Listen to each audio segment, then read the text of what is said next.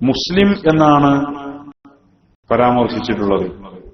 അതുകൊണ്ട് തന്നെ മുബ്തദി ആണെങ്കിൽ പോലും അയാളുടെ മയ്യത്ത് കുളിപ്പിക്കൽ, മയ്യത്ത് നിസ്കരിക്കൽ, അയാളുടെ മറവ് ചെയ്യൽ ഇത് സാമൂഹിക ബാധ്യതയാണ്. അയാൾ മുബ്തദി ആണെങ്കിൽ പോലും അയാൾ മുസ്ലിമാണ്. മുസ്ലിം എന്ന് പറഞ്ഞതിന്റെ പരിധിയിൽ പെടുന്ന ആളുകൾക്ക് മുഴുവനും ഇത് ബാധകമാണ്. വിവരമില്ലാത്തതിന്റെ പേരിൽ ചില ആളുകളൊക്കെ ഇതിനെ ഇഷ്യൂ ആക്കാൻ ശ്രമിക്കാറുണ്ട്.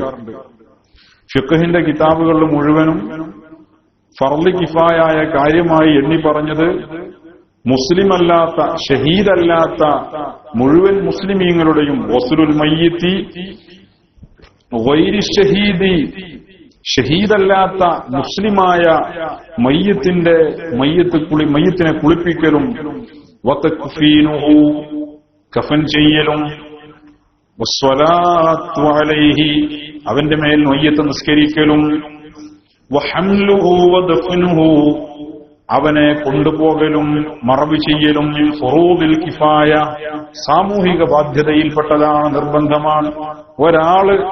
ആരെങ്കിലും ഒരാൾ അത് ചെയ്താൽ സമുദായം അതിൽ നിന്ന്, ആ നാട്ടുകാർ മുഴുവൻ അതിൽ നിന്ന് രക്ഷപ്പെട്ടു, കുറ്റത്തിൽ നിന്ന്. ആരും അത് ചെയ്തില്ലെങ്കിൽ ആ നാട്ടുകാർ മുഴുവനും അതിന്റെ പേരിൽ കുറ്റക്കാരാവുകയും ചെയ്യും. അമ്മ ഷഹീദു ഫഇന്നമാ യജിബു തക്ഫീനുഹു വദഫ്നുഹു. അപ്പൊ ഷഹീദായ ആളെ, അയാളുടെ മയ്യത്ത് കഫൻ ചെയ്യലും മറവ് ചെയ്യലും നിർബന്ധമാണ്, ഫർദ് കിഫയാണ്. അയാളുടെ മയ്യത്ത് കുളിപ്പിക്കൽ പാടില്ലാത്തതാണ്, ഹറാമാണ്. ഷഹീദിന്റെ മയ്യത്ത് വയഹ്റുമു വസ്ലുഹു വസ്സലാത്തു അലൈഹി, ഷഹീദിന്റെ മയ്യത്ത് കുളിപ്പിക്കലും നിസ്കരിക്കലും ഹറാമാണ്. ഇനി നമ്മള് ഇവിടെ മയ്യത്ത് കുളിപ്പിക്കലും മറവ് ചെയ്യലൊക്കെ ഫർള് കിഫായായ കാര്യമാണെന്ന് പറയുമ്പോൾ ഇനി ഇവിടെ ഉള്ളത് പ്രസവ സംബന്ധമായി, പ്രസവിക്കുന്ന സമയത്തുള്ള കുട്ടി, അത് ജീവനില്ലാത്ത കുട്ടി അല്ലെ, അതേപോലെ തന്നെ ചിലപ്പോൾ ജീവൻ ഉണ്ടാവും, ആ സമയത്ത് പെട്ടെന്ന് മരിച്ചു പോകുന്ന കുട്ടി, അതേപോലെ തികയാതെ പ്രസവിക്കപ്പെട്ട കുട്ടി, ഇവരൊക്കെ എന്താ ചെയ്യുക? ഇതറിയാത്ത ഒരുപാട് ആളുകൾ അന്താളിച്ചു നിൽക്കാറുണ്ട്. ന്യൂ ജനറേഷൻ എല്ലാ കാര്യത്തിലും ഉഷാറാണ്.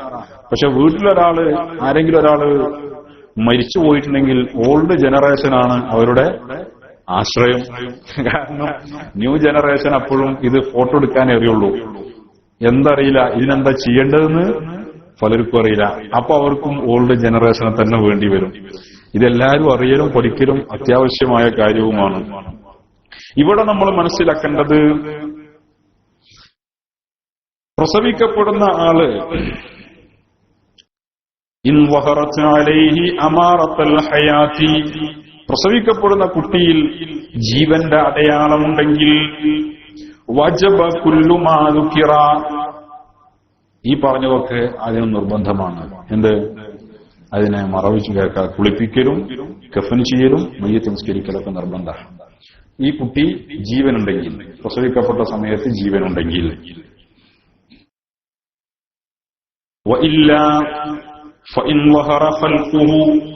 ജീവനില്ല, പക്ഷേ സൃഷ്ടിപ്പ് മനുഷ്യന്റെ രൂപത്തിലായിട്ടുണ്ട്. എപ്പോഴാ സൃഷ്ടിപ്പ് പൂർണ്ണമാകുന്നത്? റൂഹ കൊടുക്കലോടുകൂടെ എന്ന് പറഞ്ഞാൽ 120 ദിവസം, 4 മാസം. അപ്പൊ 4 മാസത്തിന് ശേഷം പ്രസവിക്കപ്പെട്ട കുട്ടിയാണെങ്കിൽ അതിന് സൃഷ്ടിപ്പിന്റെ അടയാളങ്ങൾ, സൃഷ്ടിപ്പ് പൂർണ്ണമായിട്ടുണ്ട് എങ്കിൽ, അതായത് 4 മാസത്തിന്, ഫുഖഹാ പറഞ്ഞത് അങ്ങനെയാണ്, 4 മാസത്തിന് ശേഷം പ്രസവിക്കപ്പെട്ട കുട്ടിയാണെങ്കിൽ വജബ മാ അദസ്വലാഹ്, നിസ്കാരല്ലാത്തതൊക്കെ നിർബന്ധമാണ്. ഇല്ലം യുളഹർ സുന്നസതുറുഹു വദഫ്നുഹു ബിലാ ഉസ്ലിൻ, സൃഷ്ടിപ്പ് പൂർണ്ണമായിട്ടില്ലെങ്കിൽ 4 മാസത്തിന്റെ മുമ്പ് പ്രസവിക്കപ്പെട്ട കുട്ടിയാണെങ്കിൽ അതിനെ മറവ് ചെയ്യലും കഫൻ ചെയ്യലും മറക്കലും നിർബന്ധമാണ്, സുന്നത്താണ്, കുളിപ്പിക്കേണ്ടതില്ല. 3 വിഷയമാണ് ഇവിടെ പറഞ്ഞത്. ഒന്ന്, പ്രസവിക്കുന്ന സമയത്ത് 4 മാസം തികയുന്നതിന്റെ മുമ്പ് പ്രസവിക്കപ്പെട്ട കുട്ടി, 4 മാസത്തിന്റെ മുമ്പ് എന്ന് പറഞ്ഞാൽ ജീവൻ ഉണ്ടാവില്ല. അപ്പൊ എന്ത് ചെയ്യണം? അതിനെ കഫൻ ചെയ്യുന്ന മറക്കുക, അത്രേ ഉള്ളൂ ഉദ്ദേശമുള്ളൂ. സത്തർ കഫനല്ല, സത്തറാണ്. മറക്കുക, എന്തെങ്കിലും ശീല കൊണ്ടോ മറ്റോ മറച്ച് മറവ് ചെയ്യൽ സുന്നത്താണ്. കുളിപ്പിക്കേണ്ടതില്ല, നിസ്കരിക്കേണ്ടതുമില്ല. ആ സമയത്ത് അത് ഒരു ഇറച്ചി കഷ്ണം പോലൊക്കെ ആയിരിക്കും, വലിയ രൂപമൊന്നും ഉണ്ടാവില്ല. 4 മാസത്തിന് ശേഷം പ്രസവിക്കപ്പെട്ട കുട്ടിക്ക് ജീവനില്ല. 4 മാസത്തിന്റെ ശേഷമാകുമ്പോൾ സൃഷ്ടിപ്പ് ഏകദേശം പൂർണ്ണമാണ്, ജീവനിടുന്ന സമയം കഴിഞ്ഞു. 4 മാസത്തിന്റെ ശേഷം പ്രസവിക്കപ്പെട്ട കുട്ടിയാണെങ്കിൽ ആ കുട്ടിയിൽ നിസ്കാരമല്ലാത്തതൊക്കെ നിർബന്ധമാണ്. പ്രസവിക്കുന്ന സമയത്ത് ജീവനില്ലെങ്കിൽ, പ്രസവിച്ച സമയത്ത് ജീവന്റെ അടയാളമുണ്ടെങ്കിലോ സാധാരണ എല്ലാവർക്കും നിർബന്ധമാകുന്നതൊക്കെ ആ കുട്ടിക്കും നിർബന്ധമാണ്. വ്യത്യാസം മനസ്സിലായില്ലേ? ആവർത്തിക്കണോ? വേണ്ട, ആവർത്തിക്കണ്ട. മനസ്സിലായില്ലേ? പ്രസവിക്കുന്നതിന്റെ മുമ്പ് 4 മാസത്തിന്റെ മുമ്പ് ഒരു കുട്ടിയെ പ്രസവിച്ചു. കുട്ടി എന്ന് പറയുന്നത് പോലും രൂപമായിട്ടുണ്ടാവില്ല. അപ്പോ എന്ന് പറഞ്ഞാൽ ജീവന്റെ തുടിപ്പ് ഉണ്ടാകുന്നതിന് മുമ്പ്, ജീവനിടുന്നതിന് മുമ്പ് പ്രസവിക്കപ്പെട്ടു എങ്കിൽ ആ കുട്ടിയെ പൊതിഞ്ഞ് മറച്ച് കൊണ്ടുപോയി മറവ് ചെയ്യൽ സുന്നത്താണ്. നിസ്കരിക്കേണ്ടതില്ല, കുളിപ്പിക്കേണ്ടതില്ല. അപ്പൊ ഇതൊരു കുട്ടിയുടെ രൂപത്തൊക്കെ ആകെ വലിയ പ്രയാസമാണ്. 4 മാസം ആവുമ്പോഴാണ് ജീവനിടുക, റൂഹ് വിടപ്പെടുന്നത്. 4 മാസത്തിന്റെ ശേഷം പ്രസവിക്കപ്പെടുന്ന കുട്ടി, അതിന് ജീവനില്ലാത്ത അവസ്ഥയിലാണ് ഈ പറയുന്നത്. പ്രസവിച്ച സമയത്ത് ജീവനില്ലാത്ത അവസ്ഥയിൽ 4 മാസത്തിന്റെ ശേഷം പ്രസവിക്കപ്പെട്ടതാണെങ്കിൽ നിസ്കാരമല്ലാത്തതൊക്കെ നിർബന്ധമാണ്. എന്ന് പറഞ്ഞാൽ കഫൻ ചെയ്യലും കുളിപ്പിക്കലും കഫൻ ചെയ്യലും നിർബന്ധമാണ്, നിസ്കരിക്കേണ്ടതില്ല. മറവ് ചെയ്യലും നിസ്കരിക്കേണ്ടതില്ല. ഇനി 4 മാസത്തിന് ശേഷം ആണല്ലോ ജീവൻ ഉണ്ടാവുക. പ്രസവിച്ച സമയത്ത് കുട്ടിക്ക് ജീവനുണ്ട്. ജീവനുണ്ട് അറിയാലോ, ജീവനുണ്ടെങ്കിൽ അതറിയും. ജീവന്റെ അടയാളമുണ്ടെങ്കിൽ, ജീവനുണ്ടെങ്കിൽ എല്ലാവർക്കും നിർബന്ധമാക്കുക. ആ കുട്ടിക്കും കുളിപ്പിക്കൽ, കഫൻ ചെയ്യൽ, നിസ്കരിക്കൽ, മറവ് ചെയ്യൽ, ഇതൊക്കെ നിർബന്ധവും ഫർള് കിഫായിയുമാണ്. അത്രയാണ്, അതാണ് മനസ്സിലാക്കേണ്ടത്. ഇനി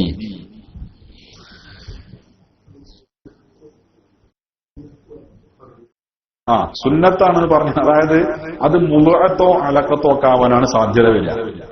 എന്ന് പറഞ്ഞാൽ അതിനെ ഇനിയിപ്പോൾ മറവ് ചെയ്തിട്ടില്ല എന്നത് എടുത്ത് എറിഞ്ഞ് തൊടുക്കനിട്ട് എറിഞ്ഞാലും കുഴപ്പമൊന്നുമില്ല.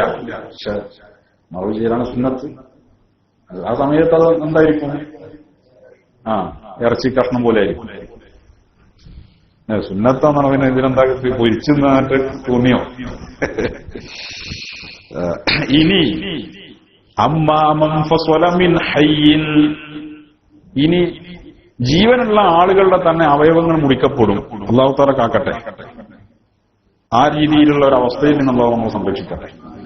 ജീവനുള്ള ആളുടെ അവയവം കയ്യോ കാലോ ഒക്കെ മുറിച്ചു, അതിനെന്താ ചെയ്യാ? അതിനെയും നമ്മൾ എന്ത് ചെയ്യണം? ഫയുസന്നു സത്റുഹു വദഫ്നുഹു ഫഖത്ത്. അതിനെ ആ കൈയാണെങ്കിലും കാലാണെങ്കിലും അത് മറക്കുകയും മറവ് ചെയ്യുകയും വേണം. അത് സുന്നത്താണ്. മറക്കുകയും മറവ് ചെയ്യുകയും ചെയ്യൽ സുന്നത്താണ്.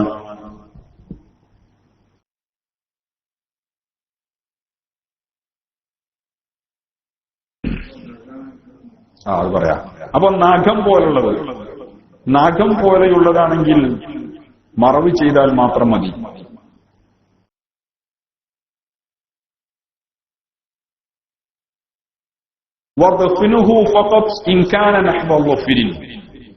നഖം പോലുള്ളതാണെങ്കിൽ അതിനെ കുഴിച്ചിട്ടാ മതി. മറവ് ചെയ്യാൻ ഖബർ കുത്തണം ആലോചിക്കില്ലേ? നഖം പോലുള്ളതൊക്കെയാണെങ്കിൽ അതെന്ത് ചെയ്യാ? കുഴിച്ചിടല് സുന്നത്താണ്. നന്നായി പറഞ്ഞു കേട്ടോ. ഫർള് കിഫായെന്നല്ല, സുന്നത്താണ്. അത് സുന്നത്താണ്. ഇവിടെ നമ്മൾ സാധാരണ ചെയ്താൽ മതി. ഇവിടെ അത് നടക്കുള്ളൂ. ഇവിടെ കുഴിച്ചിടാൻ വന്നിട്ടുണ്ടെങ്കിൽ ചിലപ്പോ സിഐയുടെ അപ്പുറത്ത് കൂടെ വരും. അതൊക്കെ സുന്നത്താണ്. ഇനി മനസ്സിലാക്കേണ്ടത് അൽ മയ്യിതു ബിജമീഇ അജ്സാഇഹി മുഹ്തറം. നമ്മൾ ആദ്യം പറഞ്ഞു, കഴിഞ്ഞ ആഴ്ച പറഞ്ഞു, വലുയ്യിന മഫാസിലഹു അല്ലേ? മയ്യത്തിന്റെ കെണിപ്പുകളൊക്കെ ലൂസാക്കണമെന്ന് പറഞ്ഞു. മയ്യത്തിന്റെ കെണിപ്പുകളൊക്കെ അയവ് വരുത്തണം. എന്തിന്? കുളിപ്പിക്കാനുള്ള സൗകര്യത്തിന്. അതിന്റെ രൂപം നമ്മൾ പറഞ്ഞിരുന്നു, എങ്ങനെയാണ് ലൂസാക്കേണ്ടത് എന്നുള്ളൊരു രൂപം. ആ രൂപത്തിൽ തന്നെ ലൂസാക്കലാണ് ഏറ്റവും നല്ലത്. അതാണ് പ്രായോഗികമായ രീതി. അതൊക്കെ ചിലപ്പോ പൊട്ടും മുറിവൊക്കെ വരാൻ സാധ്യതയുണ്ട്. ഇപ്പോഴത്തെ കുട്ടികളെ കയ്യിലൊക്കെ ഏൽപ്പിച്ചാൽ വാപ്പാനെ ഒടിച്ചു മുറിച്ചിട്ട് തരും. മനസ്സിലായോ? ഇതിന്റെ രൂപമൊന്നും ചിലപ്പോൾ പറഞ്ഞോണമെന്നില്ലല്ലോ. അപ്പോ മയ്യത്തിന്റെ എല്ലാ അവയവങ്ങളും മുഹ്തറമാണ്, ബഹുമാനിക്കപ്പെടേണ്ടതാണ്. ജീവനുള്ള ഒരാളുടെ ശരീരത്തിന് എത്രമാത്രം പരിഗണന ഉണ്ടോ ആ പരിഗണന ആർക്കും കൊടുക്കണം? മയ്യത്തിന്റെ ശരീരത്തിനും കൊടുക്കണം. അപ്പൊ അവയവദാനം വിഷയാണല്ലേ. അവയവദാനം ഹസ്തദാനം എന്ന് പറയുന്നത് പോലുള്ളൊരു ദാനം ആണെങ്കിൽ കുഴപ്പമില്ല. ഹസ്തദാനം ഉണ്ടല്ലോ, ഈ കയ്യാൽ കൊടുക്കല്ലോ. പക്ഷെ ഇത് അവയവം ഇപ്പോ പുതിയ തലമുറയിൽ അതൊരു ട്രെൻഡായി മാറിയിട്ടുണ്ട്.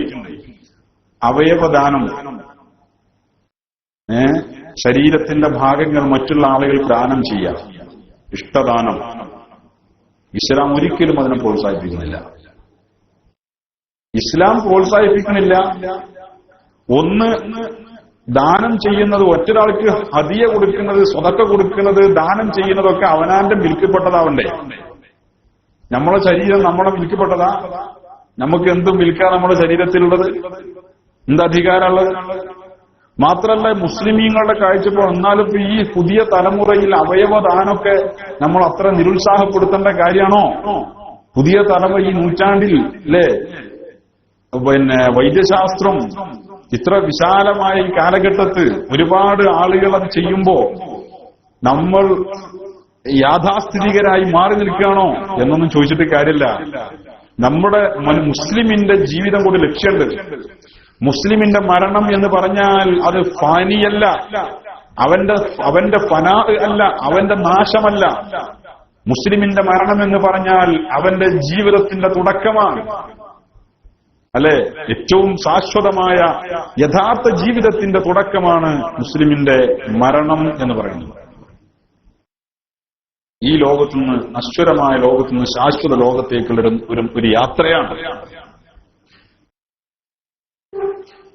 ഇവിടുന്ന് നാട്ടിലേക്ക് ലീവിന് പോകാറുണ്ടല്ലോ, അല്ലേ?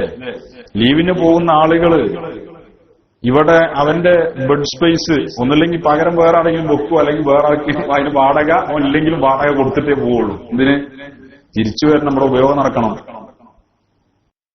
തിരിച്ചു വരാത്ത ഒരുത്തൻ, ഇങ്ങോട്ട് തിരിച്ചു വരണം എന്നില്ലാത്ത ഒരുത്തൻ, അവനിവിടെ ബെഡ് സ്പേസ് വേറെ ആരെങ്കിലും പകരത്തിന് നിർത്തുവോ? അവന്റെ പകരത്തിന് ഞാൻ വരുന്നത് വരെ എന്നുള്ളത് നിർത്തൂല. അവൻ ബെഡ് സ്പേസിന് വാടക കൊടുക്കൂല. എന്തേ? ഇങ്ങോട്ട് വരണമെന്നില്ല, വരുന്നൊരു വിശ്വാസമല്ല. ആ ഒരു വ്യത്യാസമാണ് ഇവിടെ ഉള്ളത്. മുസ്ലിമിനെ സംബന്ധിച്ചിടത്തോളം അവന്റെ മരണത്തിന് ശേഷം ജീവിതം തുടങ്ങുകയാണ്. അവന്റെ അവയവങ്ങൾ ചോദ്യം ചെയ്യപ്പെടുന്നതാണ്, അവന്റെ ജവാരിഹകൾ ചോദ്യം ചെയ്യപ്പെടുന്നതാണ്. മാത്രമല്ല അവന്റെ അവയവങ്ങൾ അവന്റെ ഉടമസ്ഥതയിലുള്ളതുമല്ല, അവനതിൽ അധികാരമില്ല. പിന്നെ എങ്ങനെ നിങ്ങളെ ഈ കേസിലുള്ള കാശ് എടുത്തിട്ട് ഞാൻ സ്വതക്ക ചെയ്യാം? അപ്പൊ വ്യാപകമായി ഇസ്ലാം ഇതിനെ പ്രോത്സാഹിപ്പിക്കുന്നില്ല. അത് വലിയൊരു ചർച്ചയാണ്.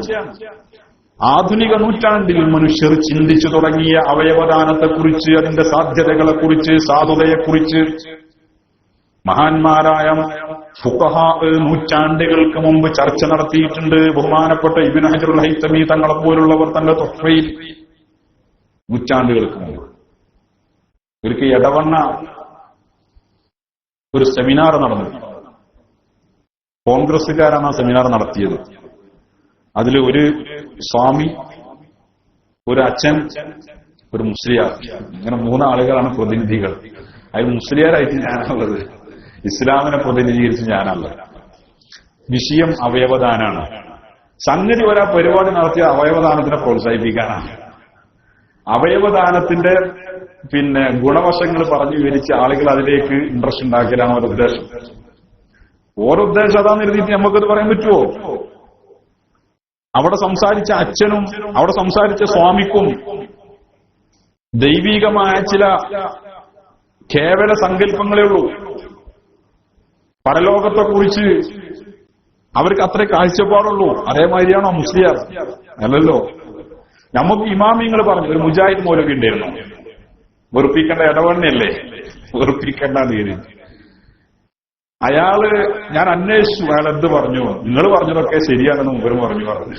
അല്ലാതെ അയാൾ പറയാ ഖുർആനിലോ ഹദീസിലോ ഒന്ന് തിരഞ്ഞാൽ കിട്ടുമോ? അവയവദാനത്തിനെ കുറിച്ചുള്ള ചർച്ച വന്നപ്പോ നമ്മൾ എടുത്തു നോക്കിയത് ഫിഖ്ഹി ഗ്രന്ഥങ്ങളാണ്. ഇമാമിങ്ങൾ എന്ത് പറഞ്ഞു ഈ വിഷയത്തിലെന്ന് മുജാഹിദ് മൗലവി ഏതെടുത്താ നോക്കുക? ഒരു മദ്ഹബ് പറ്റുമോ?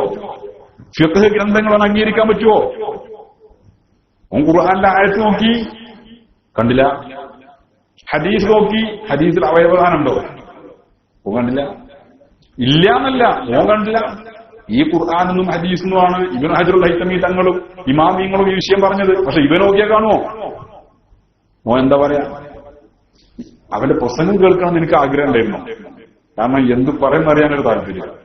ഫിഖ്ഹി ഗ്രന്ഥങ്ങളാണ് ഉദ്ധരിക്കണമെന്നെങ്കിൽ കുടുങ്ങിയ ഫിഖ്ഹ് പറ്റൂലേ എന്ന് ചോദിക്കണം എന്നൊക്കെ ഉണ്ടായിരുന്നു. പക്ഷെ ആദ്യം എന്നെ വിളിച്ചുപോയി. എനിക്കാണെങ്കിൽ വേറെ അവിടെ പോകേണ്ട ആവശ്യമുണ്ടായിരുന്നു, അതുകൊണ്ട് കേൾക്കാൻ കഴിഞ്ഞില്ല. പിന്നെ ഞാൻ അന്വേഷിച്ചു, ഒരു സുഹൃത്തുണ്ടായിരുന്നു അവിടെ. അപ്പൊ പറഞ്ഞു, നിങ്ങൾ പറഞ്ഞതൊക്കെ അത് ശരിയാണ്, അതിന് സപ്പോർട്ട് ചെയ്തു മുപ്പിരുന്നു. അത്രേ കഴിയുള്ളൂ, കഴിയില്ല. നമുക്ക് ഇമാമിങ്ങൾ വളരെ വിശാലമായിട്ട് ഈ വിഷയങ്ങളൊക്കെ ചർച്ച ചെയ്തിട്ടുണ്ട്. വ്യാപകമായുള്ള, ഞാനിപ്പോ ആ വിഷയത്തെ കുറിച്ച് സംസാരിക്കല്ല, വ്യാപകമായി അവയവദാനത്തെ ഇസ്ലാം പ്രോത്സാഹിപ്പിക്കുന്നില്ല. രക്തദാനം അതിൽ പെട്ടതല്ല. രക്തദാനം അങ്ങനെയല്ല. രക്തം ദാനം ചെയ്യാന്ന് പറഞ്ഞാൽ രക്തം നശിച്ചു പോവല്ല. ഒരു കയ്യ് ആണ് കൊടുത്തിട്ടുണ്ടെങ്കിൽ, അല്ലെങ്കിൽ മറ്റേതെങ്കിലും അവയവം, ഒരു കിഡ്നിയാണ് കൊടുത്തിട്ടുണ്ടെങ്കിൽ മറ്റൊരു കിഡ്നി അവിടെ ഉണ്ടാവുമോ? ഒരു കിഡ്നി പോയത് തന്നെയാണ്. പിന്നെ 2 കിഡ്നി വേണമെന്നില്ലല്ലോ, ഒരു കിഡ്നി പോരെ. അതിനെന്തിനാ 2 കിഡ്നി ആയത് തന്നെ? അല്ലാഹു തആലയിൽ ഏറ്റവും വലിയ കാര്യമൊക്കെ. ഒരു കണ്ണുണ്ടായാലും മനുഷ്യന് ഭൂമിയിൽ ജീവിക്കാം. പക്ഷെ 2 കണ്ണിലുള്ളവന്റെ ഗുണം ഒരു കണ്ണിലുള്ളവന് കിട്ടുമോ? എന്തായാലും ഒറ്റക്കണ്ണനാന്നുള്ളത് പോരാത്തവനുണ്ടാവും. ആ പോരായ്മ ഒറ്റ കിഡ്നിക്കും ഉണ്ടാവും ആരോഗ്യപരമായി, ഒരു സംശയവും കരുതില്ല. ഈ ഒന്നുണ്ടായാൽ ജീവിക്കാൻ പറ്റുന്നുണ്ടെങ്കിൽ അല്ലാഹു തആല മനുഷ്യന് 2 സംവിധാനിച്ചിരിക്കുന്ന അതിൽ ഹിക്മത്തുണ്ട്. അതാണ് മുറിച്ച് ഓരിച്ച് കൊടുത്തിട്ടുണ്ടെങ്കിൽ ചിലപ്പോ അത് വലിയ നാശത്തിലേക്ക് വരും. അപ്പോൾ വ്യാപകമായുള്ള അവയവദാനത്തെ ഇസ്ലാം പ്രോത്സാഹിപ്പിക്കുന്നില്ല. എന്നാൽ കണ്ണിന്റെ എന്താ പറയാ, കോർണിയ അല്ലേ, അതേപോലുള്ള ചില അവയവങ്ങളുടെ ചില ഭാഗങ്ങൾ ദാനം ചെയ്യുന്നതിനെ കുറിച്ച് ഫുഖഹാ ചർച്ചകൾ നടത്തിയിട്ടുണ്ട്. ഇപ്പോ നമ്മുടെ വിഷയം അതല്ലല്ലോ. അപ്പോ മയ്യത്തിന്റെ ശരീരം എന്ന് പറഞ്ഞാൽ അത് രക്തം പിന്നീടുണ്ടായിത്തീരും. രക്തം ഒരാൾക്ക് കൊടുക്കുക എന്നാണ്, ആ രക്തം അതിനേക്കാൾ ശുദ്ധിയായി പിന്നീടുണ്ടാവും. അതിൽ പെടൂല. അപ്പൊ മനുഷ്യന്റെ മരിച്ചുപോയ ആളുടെ ശരീരം അൽ മയ്യിതു ബിജമീഇ അജ്സാഇഹി മുഹ്തറം, മയ്യത്തിന്റെ മുഴുവൻ ശരീരവും ശരീരഭാഗങ്ങളും മുഹ്തറമാണ്, ഒന്നിക്കപ്പെടേണ്ടതാണ്, ബഹുമാനിക്കപ്പെടേണ്ടതാണ്. ഫലാ യുഫഅലു ബിഹി ശൈഉൻ ഫീഹി, മയ്യത്തിന്റെ ശരീരാവയവങ്ങളെ ഒന്നും ചെയ്യാൻ പാടില്ല. അതിന്റെ ഹുർമത്തിനെ നശിപ്പിക്കുന്ന ഒന്നും അതുകൊണ്ട് ചെയ്യാൻ പാടില്ല. ഫയുക്റഹു അഖ്ദു ശൈഇൻ മിൻ ശഅരിഹി വളഫരിഹി ബിലാ ഹാജ, മയ്യത്തിന്റെ ശരീരത്തിൽ നിന്ന് അനാവശ്യമായി നഖം, മുടി പോലുള്ളവ എടുക്കുന്നത് കറാഹത്താണ്. മയ്യത്ത് കുളിപ്പിക്കുമ്പോൾ പോലും മയ്യത്തിന്റെ മുടി കൊഴിഞ്ഞു പോയിട്ടുണ്ടെങ്കിൽ കുളിപ്പിച്ചതിന് ശേഷം വാർന്നു കൊടുക്കുമല്ലോ, മയ്യത്തിന്റെ മുടി കൊഴിഞ്ഞു പോയിട്ടുണ്ടെങ്കിൽ അത് ആ കഫൻകൂടയിൽ വെക്കണം എന്നാണ്. വയഹ്റുമു ജറാഹതഹു ബിലാ ദറൂറ, അത്യാവശ്യമില്ലാതെ വെറുതെ മയ്യത്തിനെ കീറിമുറിക്കൽ, മയ്യത്തിന്റെ ശരീരം വ്രണപ്പെടുത്തൽ, മുറിപ്പെടുത്തൽ ഹറാമാണ് അത്യാവശ്യമില്ലാതെ. വലൗ ബിൽ ഖത്നി, അത് മാർക്കം ചെയ്യലാണെങ്കിലും ശരി. മയ്യത്ത് മാർക്കം ചെയ്തിട്ടില്ല, ന്യൂ ജനറേഷനിൽ പെട്ട വാപ്പയാണ്, എന്തിനാപ്പോ അതിന്റെ ആവശ്യം കരുതി കുട്ടിനെ ശരിയാക്കിയില്ല, മുറിച്ചില്ല, അല്ല അങ്ങനെയൊക്കെ ആവാലോ. ഇവൻ മരിച്ചു, 10-25 വയസ്സായപ്പോ മരിച്ചു. കുളിപ്പിക്കാൻ നോക്കുമ്പോ മയ്യത്തിന്റെ ലിംഗത്തിന്റെ അഗ്രഭാഗം മാർക്കം ചെയ്യപ്പെട്ടിട്ടില്ല. ലിംഗാഗ്രഭാഗം മാർക്കം ചെയ്തിട്ടില്ലെങ്കിൽ 2 രീതിയിലുണ്ടാകും. ഒന്ന്, ചില ആളുകളുടെ തൊലി കൂടിയിട്ടുണ്ടാവും.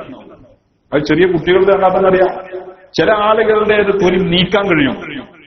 മാർക്കം ചെയ്തിട്ടില്ലേലും തൊലി നീക്കാം. അതിന്റെ ഉൾഭാഗം നനയ നിർബന്ധമാണ്. കുളിപ്പിക്കുമ്പോ കുളി പൂർണ്ണാകണേന്റെ ഉള്ളിൽ വെള്ളം കയറണം, അല്ലെങ്കിൽ കുളി പൂർണ്ണമാവില്ല. അപ്പൊ ഇവനെ മാർക്കം ചെയ്തിട്ടില്ല, ഇവന്റെ തൊലി നീക്കാൻ കഴിയില്ല. മരിച്ചു കഴിഞ്ഞ് തണുത്തു കഴിഞ്ഞാൽ പിന്നെ അത് നീക്കാൻ തീരോട്ട് കഴിയില്ല. ജീവിച്ചിരിക്കുമ്പോ പിന്നെയും കുറച്ചൊക്കെ കഴിയും, മരിച്ചു കഴിഞ്ഞാൽ അത് അനക്കാൻ കഴിയില്ല. അപ്പൊ എന്ത് ചെയ്യും? അതിനെ മുറിച്ചിട്ടാണ് കഴുകാനോ? പാടില്ല. അതൊരു അത്യാവശ്യ ഘട്ട അല്ലേ? അതൊരു ആവശ്യമുള്ള ഘട്ട. പക്ഷേ അതിന് ചെറിയൊരു പോംവഴിയുള്ളത് കൊണ്ട് അത് അത്യാവശ്യമാകുന്നില്ല. അതുകൊണ്ട് തന്നെ മയ്യത്ത് മാർക്കം ചെയ്യപ്പെട്ടിട്ടില്ലെങ്കിൽ പോലും മയ്യത്തിന്റെ കുളിപ്പിക്കാൻ വേണ്ടി മുറിക്കൽ, അവിടെ മുറിപ്പെടുത്തൽ ഹറാമാണ്. അതിനെന്താ ചെയ്യാ? അതിനുവേണ്ടി തയമ്മും ചെയ്യാം. അതാ ചെയ്യേണ്ടത്. അത്രയും മയ്യത്തിന്റെ ശരീരത്തിന്റെ ഭാഗങ്ങൾ മുറിക്കാൻ പാടില്ല.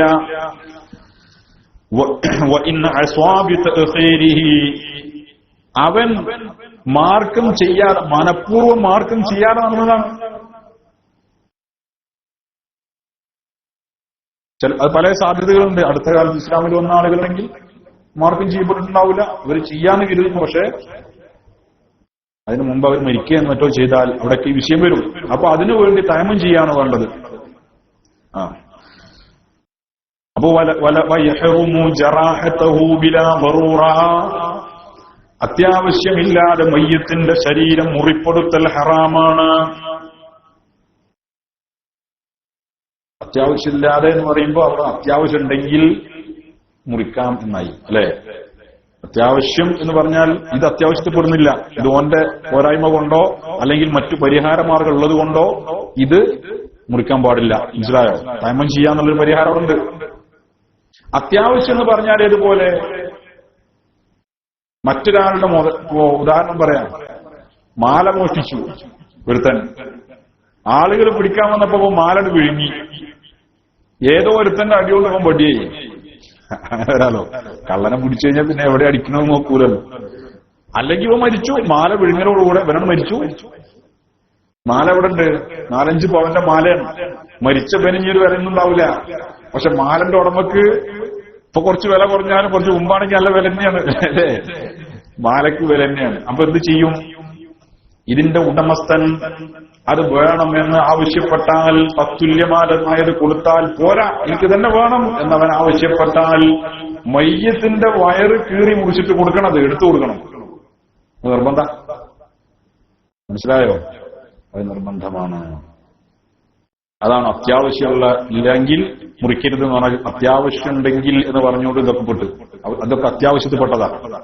ഒരു മറ്റൊരാളുടെ ഹക്ക് ഉള്ളിലായിക്കൊണ്ട് ഇവരെ കൊണ്ട് മറവ് ചെയ്താൽ അതിനും വലിയ അബദ്ധമുള്ളത്, വലിയ അപകടങ്ങളാണ്, അല്ലേ? അപ്പൊ അത് മുറിച്ചു കൊടുക്കണം, എടുത്തു കൊടുക്കണം ആവശ്യപ്പെടുകയാണെങ്കിൽ. അതേപോലെ തന്നെ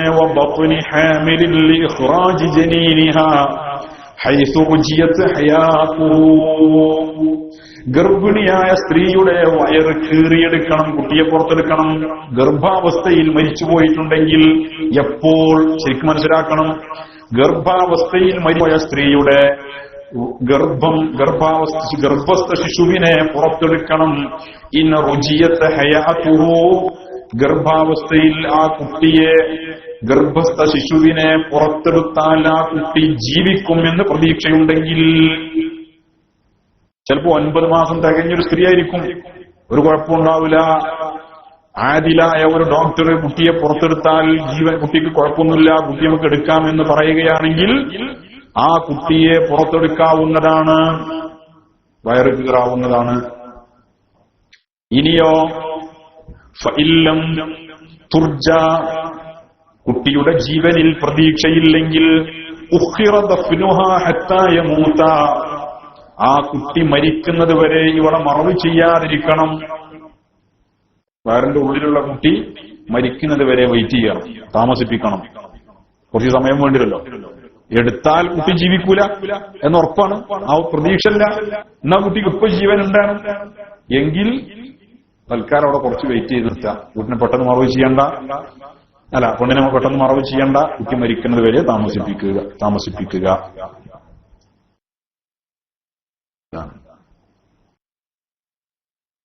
അപ്പോ പിന്നെ പോസ്റ്റ്മോർട്ടോ, അല്ലേ? അതൊരു ചർച്ച ചെയ്യേണ്ട വിഷയം തന്നെയാണ്. പോസ്റ്റ്മോർട്ടം ആധുനികാണ്ടിൽ ഒരു ഫാഷനായിട്ടുണ്ട്. ഫാഷൻ, അനാവശ്യമായ പോസ്റ്റ്മോർട്ടം. സ്വന്തം കുടുംബത്തിൽ ഒരാൾ മരിച്ച് പോസ്റ്റ്മോർട്ടം ചെയ്യുമ്പോൾ എല്ലാവരും വികാരജീവികളായി മാറും. ഭയങ്കര ഇതിനെതിരെ വലിയ പ്രതിഷേധമൊക്കെയാണ്. എന്നാൽ തൊട്ടടുത്തവന്റെ മറ്റൊരാളുടെ ശരീരം കീറിമുറുക്കുന്നതിൽ ലാഘവത്തോടെ കാണുകയും ചെയ്യും. അത് പോസ്റ്റ്മോർട്ടം ചെയ്യാനുള്ള കളിയെ കളിക്കുക. അനാവശ്യമായ കുറെ പോസ്റ്റ്മോർട്ടങ്ങൾ. പ്രസവിക്കുന്ന സമയത്ത് മരിച്ച സ്ത്രീ പോസ്റ്റ്മോർട്ടം ചെയ്യും. അതേപോലെ തന്നെ ആക്സിഡന്റിൽ മരണപ്പെട്ടവർ, അതേപോലെ പെട്ടെന്ന് മരണപ്പെട്ടാൽ പോസ്റ്റ്മോർട്ടം ചെയ്യാൻ നിർബന്ധിക്കും. അനാവശ്യമായ പോസ്റ്റ്മോർട്ടങ്ങൾ ഒരുപാട് നടക്കുന്നുണ്ട്. ഈ അടുത്തിന്റെ ഒരു സുഹൃത്ത്, അദ്ദേഹത്തിന്റെ ഭാര്യ മരിച്ചു. ഇരട്ട കുട്ടികളാണ്, 2 കുട്ടികൾ ട്വിൻസാണ്. 20 ദിവസം കഴിഞ്ഞ ശേഷം, എന്റെ നാട്ടുകാരനായ നമ്മുടെ പ്രവർത്തകരാണ്, 20 ദിവസത്തിന്റെ ശേഷം അദ്ദേഹത്തിന്റെ ഭാര്യ മരിച്ചു. അങ്ങനെ ഭാര്യ മരിച്ച സങ്കടം, 2 കുട്ടികളെ, ഇരട്ടകളായ 2 കുട്ടികളെ അനാഥരാക്കി 20 ദിവസത്തിന്റെ ശേഷം തന്റെ ഭാര്യ മരിച്ചതിലുള്ള വിഷമം, മാനസിക വിഷമം. ചിലപ്പോഴത്തെ കണക്ക് സുഖമില്ല, പെട്ടെന്ന് പ്രഷറടിച്ചു കയറിയതാണ്. അങ്ങനെ ഹോസ്പിറ്റലിന്റെ അകത്തളത്ത് ഭാര്യയുടെ ചേതനയറ്റ ശരീരം, 2 കുഞ്ഞുങ്ങൾ മറ്റുള്ളവരുടെ കൈകളിൽ, ഉമ്മാന്റെ കൈയിലും വല്യുമ്മാന്റെ കൈയിലും മറ്റുള്ളവരുടെ കയ്യിലുമായി 2 കുഞ്ഞുങ്ങൾ മാറി മാറി എടുത്തിട്ടും കരച്ചിൽ നിർത്താത്ത കുട്ടികൾ. അതിന്റെ കൂടെ ഹോസ്പിറ്റലിലെ ബില്ലടക്കുന്ന, ഹോസ്പിറ്റലിലെ മറ്റു ഫോർമാലിറ്റികളൊക്കെ ചെയ്യേണ്ട തിരക്കിനിടയിൽ ഇയാൾ നെട്ടോട്ടോടുക. അതിന്റെ ഇടയിൽ ഡോക്ടർമാരുടെ ഭാഗത്തു നിന്നും ഉന്നതരുടെ ഭാഗത്തു നിന്നും ഇയാളുടെ ഭാര്യയെ പോസ്റ്റ്മോർട്ടം ചെയ്യാനുള്ള തത്രപ്പാട്.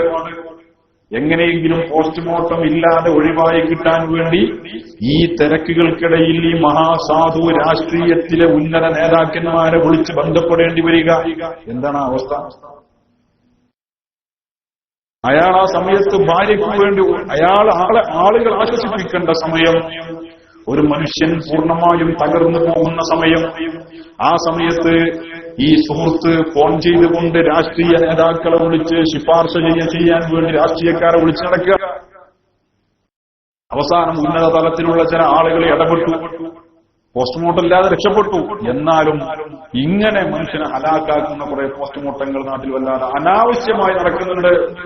ആവശ്യത്തിനാവാം കൊലപാതകം, ആവശ്യത്തിനാവാം കൊലപാതകിയെ കണ്ടുപിടിക്കാൻ പോസ്റ്റ്മോർട്ടം കൊണ്ട് സഹായകമാവും. ഉറപ്പില്ലെങ്കിലും ആവുമെന്ന പ്രതീക്ഷയുണ്ട്. അതേപോലെ തന്നെ ദുരൂഹ സാഹചര്യത്തിലുള്ള മരണം എന്ന് പറഞ്ഞാൽ, മരണത്തിൽ അസ്വാഭാവികത തോന്നിയാൽ, വല്ല തുമ്പും കിട്ടാൻ സാധ്യതയുണ്ടെങ്കിൽ അതൊക്കെ അത്യാവശ്യ ഘട്ടങ്ങളാണ്. അതേപോലെ തന്നെ ഒരു നാടിന്റെ, നമ്മളിതിൽ കുറ്റക്കാരാവില്ല. എപ്പോ ഒരു നാടിന്റെ നിയമത്തെ, പൊതുവായ ഒരു നാടിന്റെ നിയമത്തെ അംഗീകരിക്കാൻ ബാധ്യസ്ഥരാണ് എന്ന നിലക്ക്, നമ്മുടെ നാട്ടിലുള്ള നിയമത്തെ അംഗീകരിക്കാൻ എന്ന നിലക്ക് പോസ്റ്റ്മോർട്ടം ചെയ്യപ്പെടുന്നത് കൊണ്ട് നമ്മൾ കുറ്റക്കാരാകുന്നില്ല. പക്ഷേ അനാവശ്യമായ പോസ്റ്റ്മോർട്ടങ്ങൾക്കെതിരെ സമൂഹം ഉണരണം. ഉത്തരവാദിത്തപ്പെട്ട ആളുകൾ ഈ വിഷയം ശ്രദ്ധിക്കണം. ഡോക്ടർമാര്, ഹോസ്പിറ്റലിലെ അധികാരികൾ, അതേപോലെ ഭരണതലത്തിൽ ഉന്നത അധികാരങ്ങൾ കൈയാളും വിഷയം ശ്രദ്ധിക്കണം. മരിച്ചുപോയ ആളല്ലേ, ഇത് ചിന്താവാദം വിൽക്കാനൊന്നും വരില്ലല്ലോ. പക്ഷേ സ്വന്തം കുടുംബത്തിൽ ഇതുപോലെ ചേതനയേറ്റ് കിടക്കുന്ന ഉപ്പാന്റെ, സഹോദരിയുടെ, ഭാര്യയുടെ, മകന്റെ ശരീരം കീറിമുറിക്കേണ്ടി വരുന്ന, വെട്ടിപ്പൊളിക്കേണ്ടി വരുന്ന ഒരവസ്ഥ വരുമ്പോൾ എല്ലാവരും പാഠം പഠിക്കും. അല്ലാഹു കാക്കട്ടെ. ഒരു ദാക്ഷിണ്യം ഉണ്ടാവില്ല. ഇതൊരു മരിച്ച മയ്യത്താണ് ഈ കിടക്കുന്നത്, ബഹുമാനം പോലും ഉണ്ടാവില്ല. ജീവൻ നഷ്ടപ്പെടുന്നുള്ള പേടി അത്ര സൂക്ഷ്മതൊന്നും വേണ്ടല്ലോ. കൂളായിട്ട് ധൈര്യമായിട്ട് ചെയ്യാം. അനാദരവ് കാണിക്കും. അപ്പൊ മയ്യത്തിന്റെ ശരീരം മറ്റുള്ളവരുടെ ജീവിച്ചിരിക്കുന്ന ആളുകളുടെ ശരീരം പോലെ തന്നെ ഹുർമത്ത് ഉള്ളതാണ്, ബഹുമാനിക്കപ്പെടേണ്ടതാണ്. ഇനി മയ്യത്ത് കുളിപ്പിക്കുന്നത്, യജിബു ഗുസ്ലുൽ മയ്യിത്തി വലൗ വരീഖൻ, മുങ്ങി മരിച്ച ആളാണെങ്കിലും മയ്യത്തിനെ കുളിപ്പിക്കൽ നിർബന്ധമാണ്. മുങ്ങി മരിച്ചാലേ, വെള്ളത്തിൽ കിടന്ന് മരിച്ചാലേ മോനെ കുളിപ്പിക്കേണ്ടതൊന്നുമില്ല എന്നല്ല. മുങ്ങി മരിച്ചതാണെങ്കിൽ ശരി, അവനെന്ത് ചെയ്യണം? കുളിപ്പിക്കണം, നിർബന്ധമാണ്. അല്ലെങ്കിൽ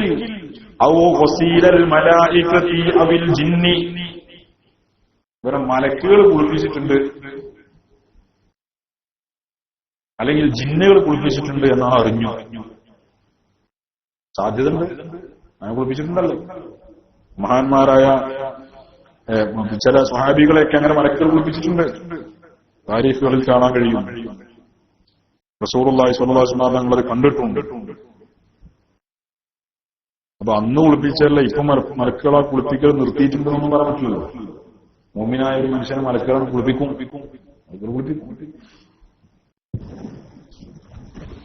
അതേപോലെ തന്നെ ജിന്നുകൾ.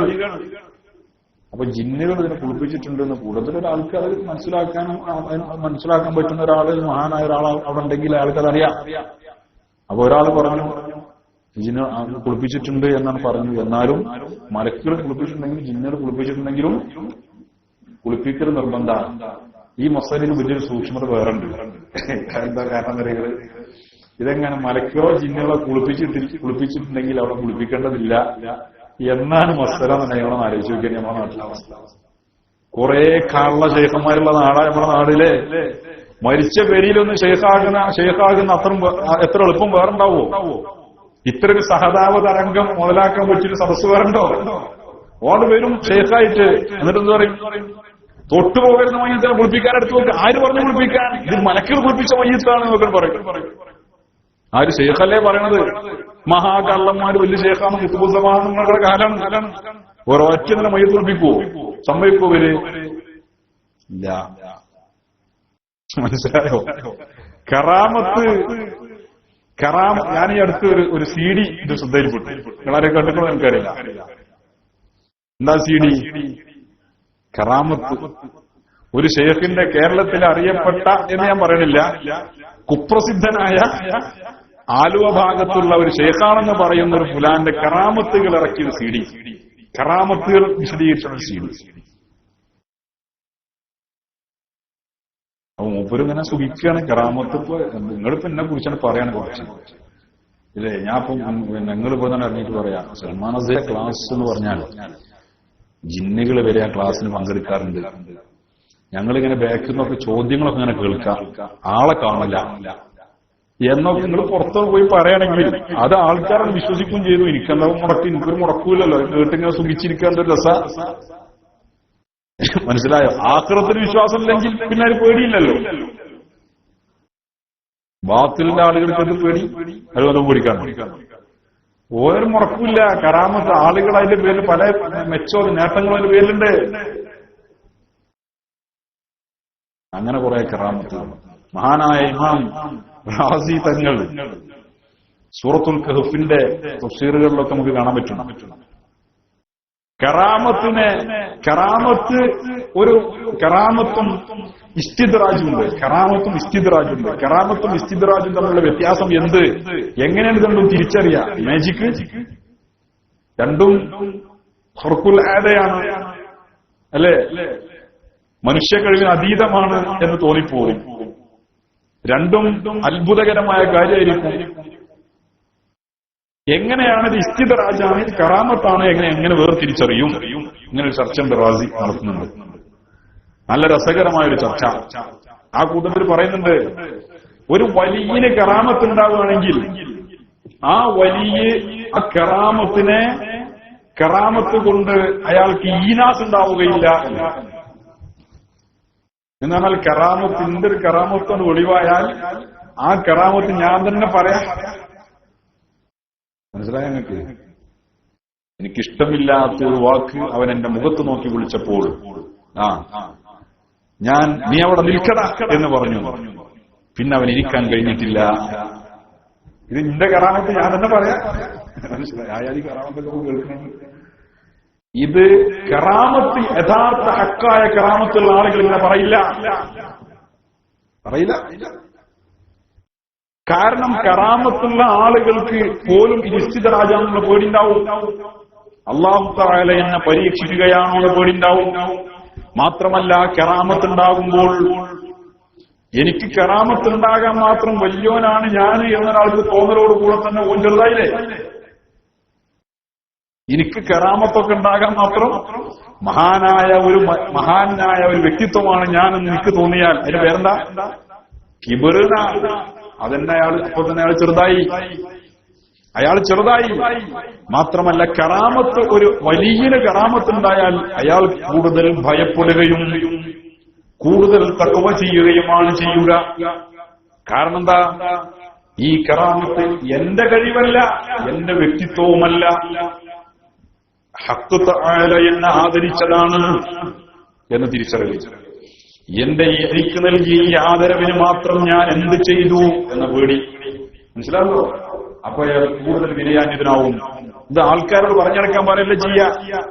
വന്യരായ ശൈഖുനാ ശംസുൽ ഉലമയുടെ ചരിത്രം കേട്ടിട്ടില്ലേ? മഹാനായ ശൈഖുനാ ശംസുൽ ഉലമ അദ്ദേഹത്തിന്റെ ഒരു കറാമത്തിനെ ആളുകളോട് പറയരുത് എന്ന് താക്കീത് ചെയ്തൊരു കറാമത്ത് ഏതാ? ഈ അടുത്ത് ഞാനിത് കുറെ മുമ്പ് പ്രസംഗിക്കാറുണ്ടായിരുന്നു. എന്നോട് ഉത്തരവാദിത്തപ്പെട്ട ആള് പറഞ്ഞതിന്റെ അടിസ്ഥാനം. പക്ഷെ ഈ അടുത്ത് ഈ അനുഭവസ്ഥനായ ഈ വ്യക്തിയുടെ പ്രഭാഷണം ഞാൻ നേരിൽ കേൾക്കേണ്ടായി.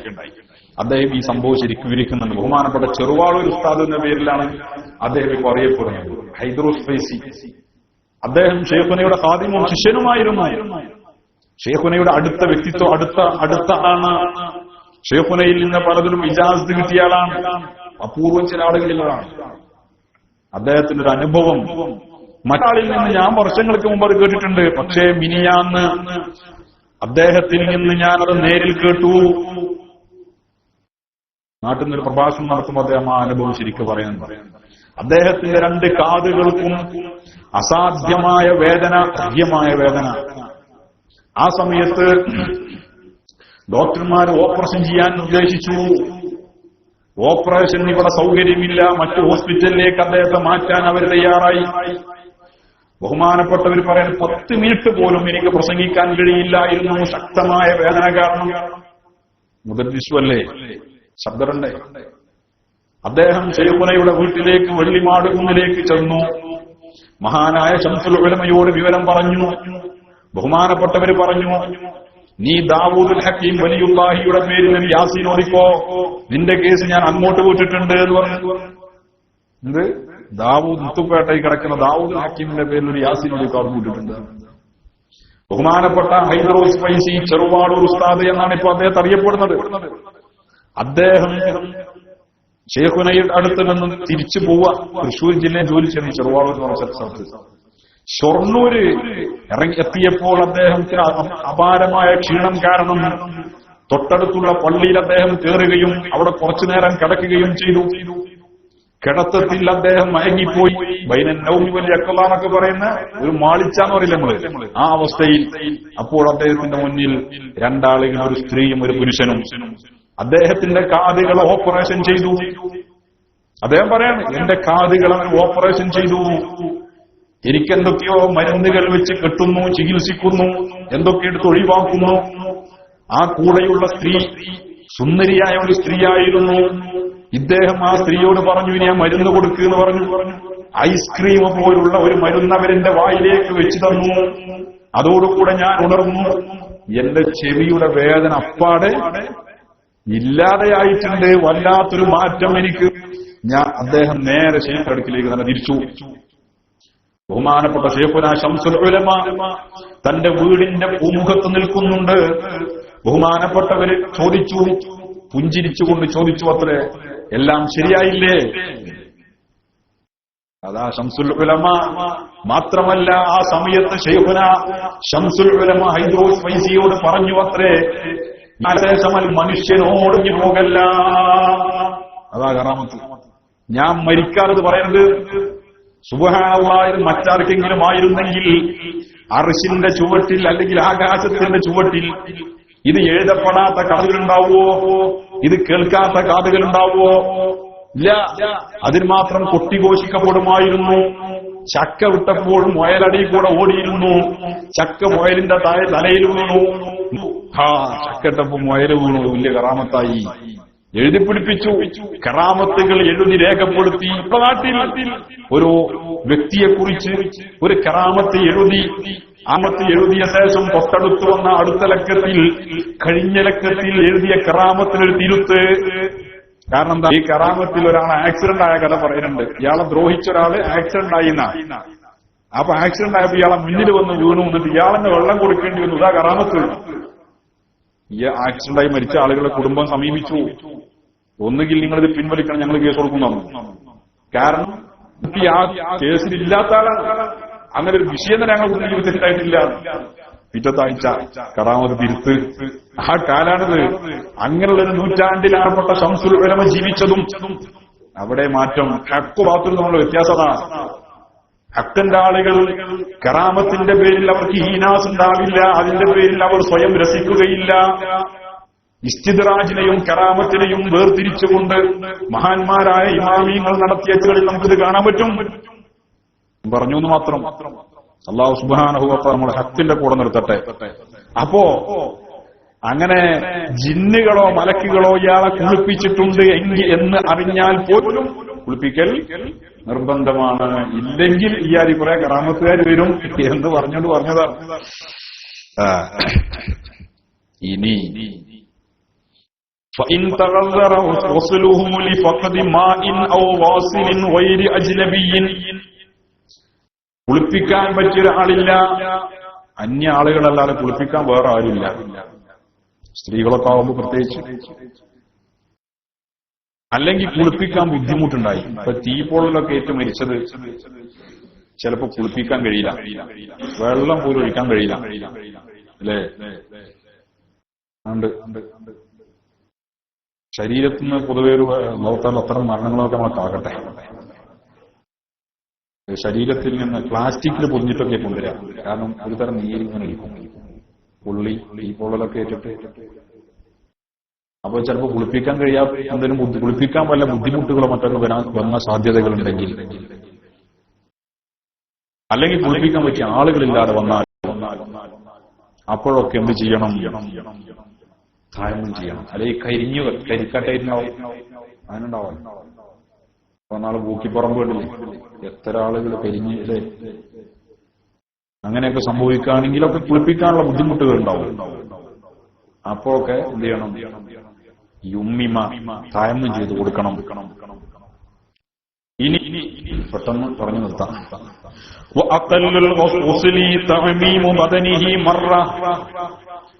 ഒരു പ്രാവശ്യം മറത്തമ്പിൽമായി വെള്ളം ഒരു പ്രാവശ്യം ശരീരം മുഴുവനായിട്ട് ഒഴിക്കുക. അതാണ് കുളിപ്പിക്കലിന്റെ ചുരുങ്ങിയ രൂപം. ശരീരം മുഴുവൻ ഒരു പ്രാവശ്യം വെള്ളം ഒഴിക്കുക. നഖത്തിന്റെ താഴ്ഭാഗം, അതേപോലെ മുടികളുടെയൊക്കെ ഉൾഭാഗത്തേക്ക് എത്തുന്ന രീതിയിൽ വെള്ളം ശരീരം മുഴുവനായിട്ടും ഒഴിക്കുക. അപ്പം ചിലപ്പോ ഒന്നും കൈകൊണ്ടാക്കി കൊടുക്കേണ്ടി വരും. നാഗൊക്കെ ഒന്ന് പിടിച്ച് ശരിക്കും കൈ ഒക്കെ അത് കൊടുക്കേണ്ടി വരും. അതിന് ആയുധ നാഗൊന്നും മുറ്റി വളർത്താൻ നിൽക്കണ്ട. എപ്പോഴും മരിക്കാൻ ഒരുങ്ങിയിട്ട് വേണ്ട നടക്കാൻ, അല്ലേ? മരിക്കാൻ ഒരുങ്ങിയിട്ട് വേണം നടക്കാൻ. നമ്മൾ ഒരുങ്ങി നടക്കണം. എപ്പോഴും സാധ്യത ഉണ്ടല്ലോ. അപ്പൊ എപ്പോഴും അതിന് ഒരുങ്ങി നടക്കുക. എന്നാൽ ഇതിന്റെ ശേഷം പിന്നെ നഖം മുറിക്കാനും താടി പൊടിക്കാനും, താടി പൊടിക്കല്ല, താടി നന്നാക്കാനൊന്നും വേറെ ആരും കിട്ടിപ്പോ വന്നോളൊന്നും ചെയ്യാൻ പറ്റില്ലല്ലോ. അപ്പൊ ആദ്യം തന്നെ അതിനൊക്കെ ഒരുങ്ങി നടക്കുക, എപ്പോഴും ഫ്രഷായി നടക്കുക. അതല്ലേ ഇതിന്റെ പ്രത്യേകത.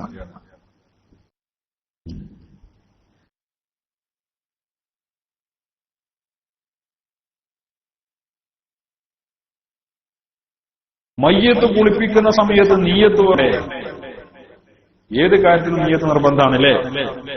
എന്നാൽ വലാ തജിബു നീയത്തു ഫീ ഗുസ്ലിൽ മയ്യിത്തി വലാ ഫീ തയമ്മുമിഹി ബൽ തുൻദബു.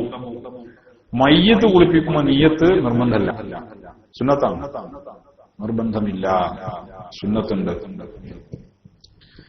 വയഹ്റുമു നദറു ഔറതിഹി വമസ്സുഹാ.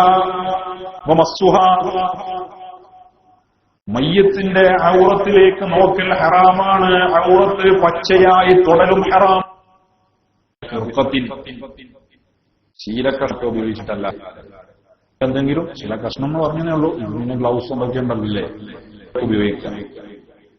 അല്ലാതെ പച്ചയിൽ മയ്യത്ത് ഔറത്തിലേക്ക് നോക്കലും ഹറാമാണ്, തൊടലും ഹറാമാണ്. അപ്പൊ എന്ത് ചെയ്യാ? അതേപോലെ തന്നെ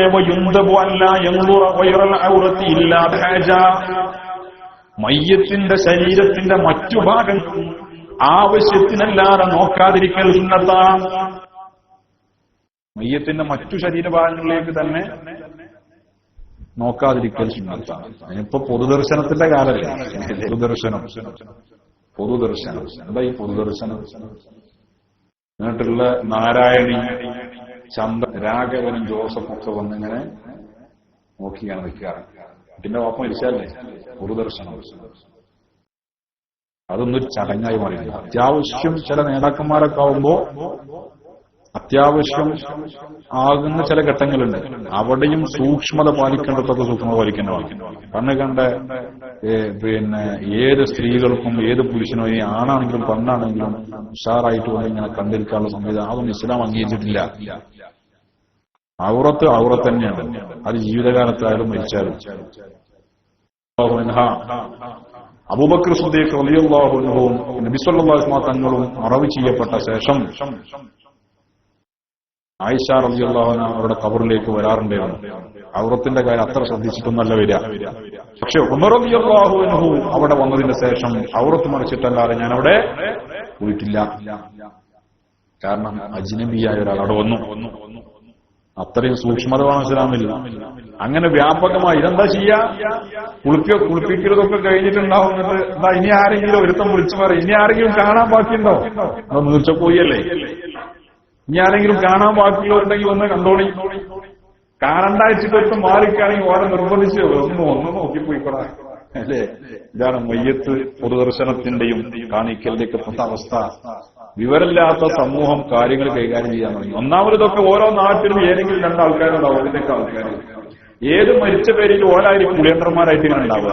പിന്നെ ഓരോ നടത്തണമൊക്കെ തന്നെ അവിടെ ശരിയാക്കി. അതാണ് ഇതിലുള്ള ഏറ്റവും വലിയ പ്രശ്നം. മൂല്യമാര് പിന്നെ ദ്വാരക്കാൻ നേരത്താണ് എല്ലുള്ളൂ. അങ്ങനെ കുഴപ്പമുള്ള കുടുംബത്തിൽ അതിനൊക്കെ അതൊക്കെ ഒരു ശ്രദ്ധ വേണം. അതിൽ നമ്മളാരും ശരി അങ്ങനെ ഒരു കുഴപ്പമുണ്ട്. അപ്പൊ ഇതൊന്നും മൂല്യയുടെ ആവശ്യമുള്ളതല്ല. ഇതൊക്കെ ഓരോ കുടുംബത്തിൽ ഒരാളെങ്കിലും ഇതൊക്കെ മനസ്സിലാക്കി വെക്കണം. അപ്പോ ഇതൊക്കെ നടക്കും. അതൊക്കെ അത്യാവശ്യം കുട്ടികളൊക്കെ ഈ വിഷയങ്ങളൊക്കെ ഒന്ന് ബോധ്യപ്പെടുത്തുക.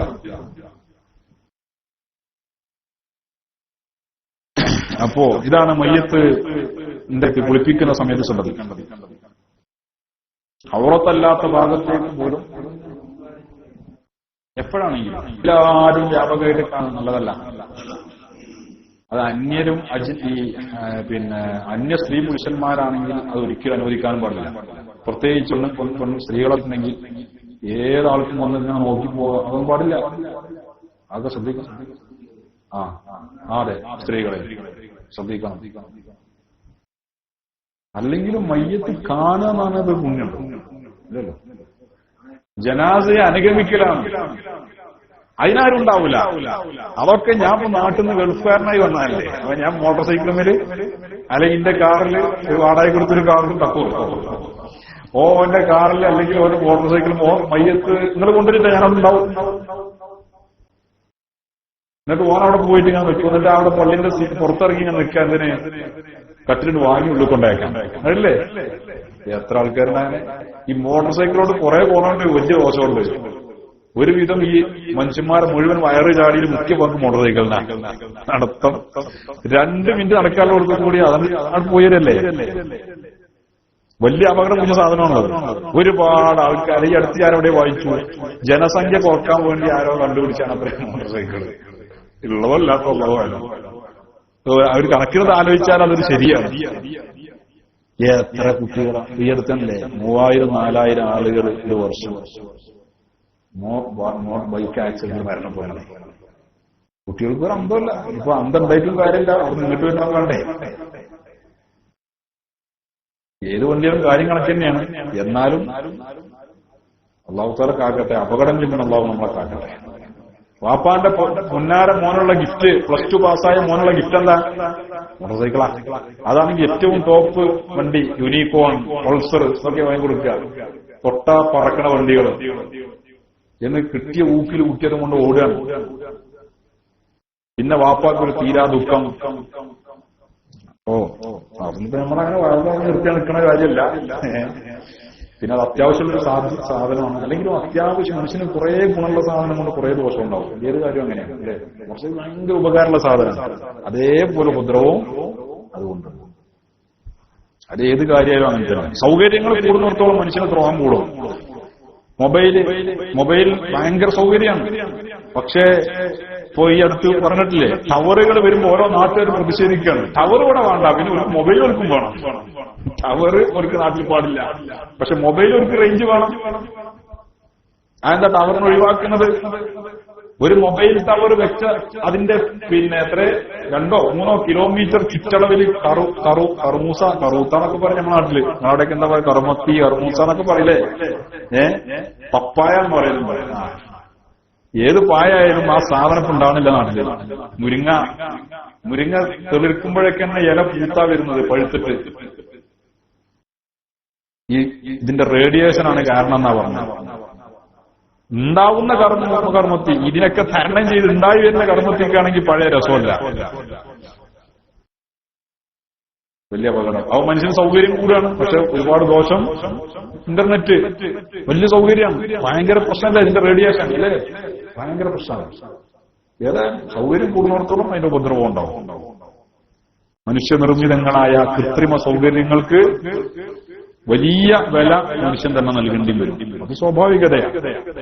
ഏതായാലും അപ്പോ മയ്യത്തിനെ അങ്ങനെ അനാവശ്യമായി കണ്ടിരിക്കുക, കാണിച്ചു കൊടുക്കാൻ നിൽക്കുക, ഇതൊന്നും ഇസ്ലാം അനുവദിച്ചതോ ഇസ്ലാം പ്രോത്സാഹിപ്പിച്ചതോ ആയ സംഗതികളല്ല. കുളിപ്പിക്കുന്ന ആളുകൾ ആവശ്യമില്ലാതെ മയ്യത്തിനെ നോക്കൽ പോലും അവർക്ക് നോക്കാതിരിക്കലാണ് സുന്നത്ത്. അതേപോലെ തന്നെ കയ്യിൽ ശീല പോലുള്ളത് ചുറ്റിയിട്ടല്ലാതെ മയ്യത്തിനെ സ്പർശിക്കാതിരിക്കലും സുന്നത്താണ്. മനസ്സിലായോ? ഇനി മയ്യത്ത് കുളിപ്പിക്കുന്നതിന്റെ പൂർണ്ണ രൂപം അക്മലുൽ ഗുസ്ലി,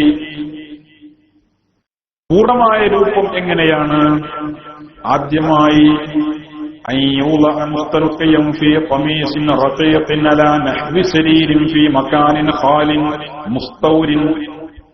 മറക്കപ്പെട്ട ഒഴിഞ്ഞ സ്ഥലത്ത് മയ്യത്തിനെ ഒരു നേർമയുള്ള കനം കുറഞ്ഞ കമീസ് പോലെയുള്ളവയിൽ ധരിപ്പിച്ചുകൊണ്ട് കിടത്തുക. ഒഴിഞ്ഞ റൂമിൽ. ഓക്കെ, ഒഴിഞ്ഞ റൂമിൽ നല്ല മറ്റുള്ളവരുടെ കണ്ണ് മറക്കുക എന്ന് അർത്ഥമുള്ളൂ. എന്നിട്ട് فلا يدخله إلا الولي والغاسل ومن يعينه, അതിന്റെ ഉള്ളിൽ പ്രവേശനം വലിയനും കുളിപ്പിക്കുന്ന ആൾക്കും സഹായിക്കും അല്ലാതെ ഉണ്ടാവാൻ പാടില്ല. മയ്യത്ത് കുളിപ്പിക്കുന്ന സമയത്ത് മയ്യത്തിന്റെ വലിയ തന്നെ കുളിപ്പിക്കുകയാണെങ്കിൽ അതാണ് ഏറ്റവും നല്ലത്. ഇനി വലിയ കുളിപ്പിക്കാൻ സാധിക്കില്ലെങ്കിൽ കുളിപ്പിക്കാൻ അർഹതയുള്ളവർ മഹ്റമീങ്ങളാണ് ഏറ്റവും നല്ലത്. അവരെ ആരെയെങ്കിലും അതിന് ചുമതലപ്പെടുത്തുക. വലിയ അവിടെ വേണം. വലിയ എന്ന് പറഞ്ഞാൽ ഭാര്യ, വാപ്പ, ഭർത്താവ് പോലത്തെ ആളുകളാണ് ഉദ്ദേശം. എന്നിട്ട് പിന്നെ സഹായി, വെള്ളം കൊണ്ടേ കൊടുക്കാൻ അല്ലെ, സോപ്പ് എടുത്തു കൊടുക്കാൻ, അങ്ങോട്ട് വെക്കാൻ അവർക്ക് സഹായം. പിന്നെ സഹായികൾ മരിച്ചോട്ട് കുറെ അനാവശ്യ സഹായികൾ ഉണ്ടാകുന്ന ആ വൈക്കടുപ്പിക്കരുത് പറ്റരുത്. അത് അങ്ങോട്ട് വെക്കുന്നത് ഇങ്ങോട്ട് ഒരു പണി ചെയ്ത് യാസിൻ പോലും ഓർമ്മയില്ല. നാലാള് കൂടുന്നോടത്തൊക്കെ ഒരാളാകുന്ന ആൾക്കാരുണ്ടാവില്ല എവിടെ ചെന്നാലും. അവരൊന്നും ആ വൈക്കടുപ്പിക്കരുത്. കഴിഞ്ഞില്ലേ എന്ന് പോയോ കാണാൻ വരും, വിടരുത്. മനസ്സിലായോ? അവിടേക്ക് ഒരു കുറച്ചൊരു ദീനിയും ബോധം സ്ട്രിക്റ്റൊക്കെ വേണം. ആയിരത്തിന്റെ വീട്ടിലാൾ ബോധം ഉണ്ടാവണം, നടക്കുള്ളൂ. അല്ലെങ്കിൽ ഇപ്പൊ നമ്മളിപ്പോ ജീവിച്ചിരിക്കുന്ന കാലത്ത് തന്നെ എന്റെ അടുക്കളയിൽ കൂടെ അറിഞ്ഞപ്പോ എന്താ അവിടെ നോക്കുന്നതിന് എന്ന് വരുന്നവനും തോന്നും. അപ്പൊ ആദ്യം തന്നെ വീട്ടിലൊരു ദീനി ചുറ്റുപാടുണ്ടാവണം, അപ്പോഴതൊക്കെ നടക്കും. എന്നിട്ട് ആദ്യമായി മയ്യത്തിനെ പിടിച്ച് ഇരുത്തുക. എന്നിട്ട് മയ്യത്തിനെ ഇരുത്തിയതിന്റെ ശേഷം മയ്യത്തിന്റെ വയറിന്റെ മുകളിൽ പതുക്കെ ഇങ്ങനെ തടവി കൊടുക്കുക. ഇടത് ഭാഗത്ത് പതുക്കെ തടവി കൊടുക്കുക. കയ്യിനെ നടത്തുക. അപ്പോൾ ഫയഖ്റുജു മാ ഫീ ബത്നിഹി മിനൽ ഖുബുലാത്തി, വൃത്തികേടുകളൊക്കെ വയറ്റുന്നുണ്ടെയും പോവും. കാഷ്ടം, മൂത്രം ഒന്ന് ഇരുത്തിയിട്ടൊന്ന് പതുക്കെ തടവിയാൽ തന്നെ പോവും. കാരണം പിന്നെ അവിടെ വയറ് സ്തംഭനം പ്രശ്നങ്ങളൊന്നും അവിടെ ഇല്ല. കാരണം അത് ഫ്രീ ആണ്. ഉള്ളൊക്കെ പോരും. എന്നിട്ട് ഈ സമയത്ത് പിടിക്കുന്ന ആള് മയ്യത്തിന് എന്ത് ചെയ്യാം, ഈ പിടിക്കാനൊരു സൗകര്യപ്രദമായ രൂപം എന്ന് പറഞ്ഞാൽ മയ്യത്തിന്റെ നമ്മളിപ്പോ ഒരാളെ ഇരിക്കുക അവിടെ, എന്നിട്ട് അയാള് മയ്യത്തിനെ എണീപ്പിച്ച് മയ്യത്തിന്റെ വലത് കൈ കൊണ്ട് മയ്യത്തിന് എന്ത് ചെയ്യാം, മയ്യത്തിന്റെ തോളിൽ ഇങ്ങനെ പിടിക്കുക. എന്നിട്ട് തള്ള വിരൽ കൊണ്ട് മയ്യത്തിന്റെ തലക്കൊരു പെരടി ഭാഗത്തൊരു തടവ് കൊടുക്കുക. അല്ലെങ്കിൽ തല ഇങ്ങനെ മേപ്പോട്ട് മലർന്നു വരും. അതില്ലാതിരിക്കാൻ വേണ്ടി ഇങ്ങനെ പിടിച്ചിട്ട് ഇതിനോട് പിടിച്ചിട്ട് തള്ള വിരൽ കൊണ്ട് ഇവിടെ കുത്തം കൊടുക്കും, ഒരു മുട്ട് കൊടുക്കുക. മനസ്സിലായോ? ഒരു ചെറിയൊരു കുത്ത്. അപ്പൊ തല അങ്ങോട്ട് പോകില്ല. എന്നിട്ട് ഇവന് ഒന്നില്ലെങ്കിൽ ബാക്കിൽ ഇവന് മുട്ട് കുത്തി നിൽക്കാം. അങ്ങനെ ചെയ്യാം. അത് സൗകര്യം പോലെ ചെയ്യാം.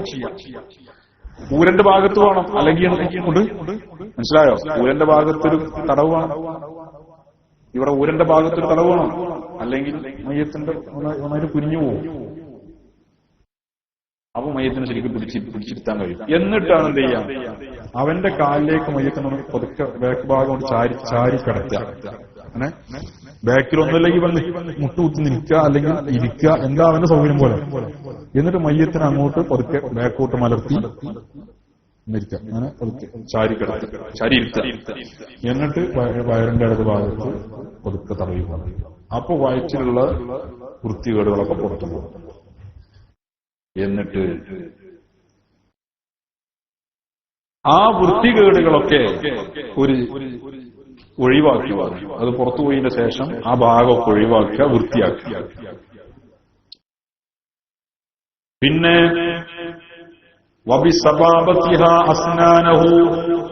മയ്യത്തിന്റെ ഈ പല്ല് തേച്ചുകൊടുക്കുക. ഈ ചൂണ്ടാണി വിരലാണ് അതിന് ഏറ്റവും നല്ലത്. മയ്യത്തിന്റെ പല്ല് തേച്ചു കൊടുക്കുക. പല്ല് തേച്ചു കൊടുക്കാറുണ്ട്. നിങ്ങളെ മറ്റേ ക്ലോസറ്റും കോൾഗേറ്റും നിർത്താണ്ട് തേക്കൊന്നും വേണ്ട. അതൊക്കെ ഒരു കർത്തവ്യങ്ങൾ നിർവഹിക്കലാണ്. ഇതൊരു ശീല പോലുള്ളത് കൈവരി ചുറ്റുക. എന്നിട്ട് അതുകൊണ്ടൊന്ന് ശരിക്ക് പിന്നെ 3 ഭാഗത്തേക്ക് ഓരോ പ്രാവശ്യം ആക്കിയാലും മതി കേട്ടോ. ഒന്ന് ബ്രഷ് പല്ല് തേച്ചു കൊടുക്കുക. പിന്നെ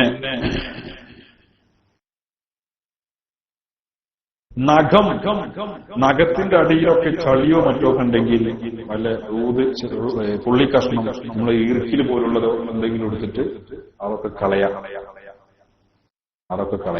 ചളി പോലുള്ള ചേറ് പോലത്തെ ഒക്കെ ഉണ്ടെങ്കിൽ അതൊക്കെ കളയാം. പിന്നെ വുളു ചെയ്ത് കൊടുക്കുക. മയ്യത്തിന് വുളു ചെയ്ത് കൊടുക്കുക. എന്നിട്ട് മയ്യത്തിന്റെ തല കഴുകുക, തലഭാഗം കഴുകുക. പിന്നെ മയ്യത്തിന്റെ വലത് ഭാഗത്തും പിന്നെ ഇടത് ഭാഗത്തും വെള്ളമൊഴിക്കുക. എന്നിട്ട് വെള്ളമൊഴിച്ച ശേഷം ആദ്യം മയ്യത്തിന്റെ വലത് ഭാഗം കഴുകുക, പിന്നെ ഇടത് ഭാഗം കഴുകുക. വെള്ളമൊഴിച്ചിട്ട് സോപ്പോ കഴുകാൻ വേണ്ടി സോപ്പ് പോലത്തെ ഉപയോഗിക്കാം. നമ്മുടെ നാട്ടിലൊക്കെ സോപ്പാണ് ഉപയോഗിക്കാറുള്ളത് അല്ലെ? ഉപയോഗിച്ചിട്ട് കഴുകുക. എന്നിട്ട് വീണ്ടും ഒന്നുകൂടെ വെള്ളമൊഴിക്കുക. തലഭാഗം മുതൽ സോപ്പ് തേച്ചതിന് ശേഷം ആദ്യം തല കഴുകാൻ തലയിൽ വെള്ളം ഒഴിച്ചു. പിന്നെ വലത് ഭാഗത്തിന്റെ മേൽ വെള്ളമൊഴിച്ചു, ഇടത് ഭാഗത്തിന്റെ മേൽ വെള്ളമൊഴിച്ചു. എന്നിട്ട് വലത് ഭാഗം സോപ്പിട്ട് കഴുകി, ഇടത് ഭാഗം സോപ്പിട്ട് കഴുകി. പിന്നെ തല മുതൽ കാല് വരെ ശരിക്കും കൊണ്ട് വെള്ളം ഒഴിച്ചു കൊടുക്കുക, കദമ് വരെ. ഇപ്പോ ഒരു പ്രാവശ്യത്തെ കുളിപ്പിക്കലായി. ഇനി ഇതുപോലെ 3 പ്രാവശ്യം ആവർത്തിക്കാം. 3 പ്രാവശ്യം സോപ്പ് തേച്ചോളണമെന്നില്ല. ചിലപ്പോ സോപ്പ് തേക്കാൻ ആവശ്യമായി വരും ചെയ്യും. മനസ്സിലായോ? അപ്പൊ ചുരുക്കം ഏതൊരു 3 പ്രാവശ്യങ്ങളും ശരിക്കും വെള്ളം ഒഴിച്ചു കൊടുക്കുക. ഇനി സോപ്പ് 3 പ്രാവശ്യം ഉപയോഗിക്കുകയാണെങ്കിലും കുഴപ്പമൊന്നുമില്ല, അതിന് പ്രശ്നമൊന്നുമില്ല. ചിലപ്പോ സോപ്പ് നമ്മൾ ഉപയോഗിക്കൽ അത്യാവശ്യമായി വരും ചെയ്യും. കാരണം ഒരു പ്രാവശ്യമൊക്കെ വെള്ളം ഒഴിക്കുന്നതിന് ശേഷവും ചിലപ്പോൾ വയറ്റുന്ന വല്ലതൊക്കെ വരാം, അങ്ങനെ സംഭവിക്കാറുണ്ട്. എന്നിട്ട് മയ്യത്ത് കുളിപ്പിക്കുന്ന സമയത്ത് വെള്ളത്തിൽ നമ്മൾ സുഗന്ധം എന്തെങ്കിലും ഉപയോഗിക്കും. നമ്മൾ സാധാരണ നാട്ടിലെന്താ കർപ്പൂരം അല്ലെ? കർപ്പൂരം ഉപയോഗിക്കും. പിന്നെ വെള്ളം, തണുത്ത വെള്ളം കൊണ്ടാണ് മയ്യത്തിനെ കുളിപ്പിക്കേണ്ടത്. തണുത്ത വെള്ളം കൊണ്ട്. ചൂട് തീ തൊട്ടതൊക്കെ മയ്യത്തിന് തൊട്ട് അകറ്റാണ്. അത് മറവ് ചെയ്യുമ്പോ പോലും തീ തൊട്ട ചൂളയിൽ ചുട്ടെടുത്ത ഇഷ്ടിക, ലബിനത്ത്, ഹിർഡീസ് ഇതൊന്നും ഉപയോഗിക്കല് നല്ലതല്ലല്ലോ. അതൊക്കെ തീ തൊട്ടതൊക്കെ മയ്യത്തിനെ തൊട്ട് അകറ്റാണ്. തണുത്ത വെള്ളം കൊണ്ടാണ് മയ്യത്തിനെ കുളിപ്പിക്കേണ്ടത്. എന്നിട്ട്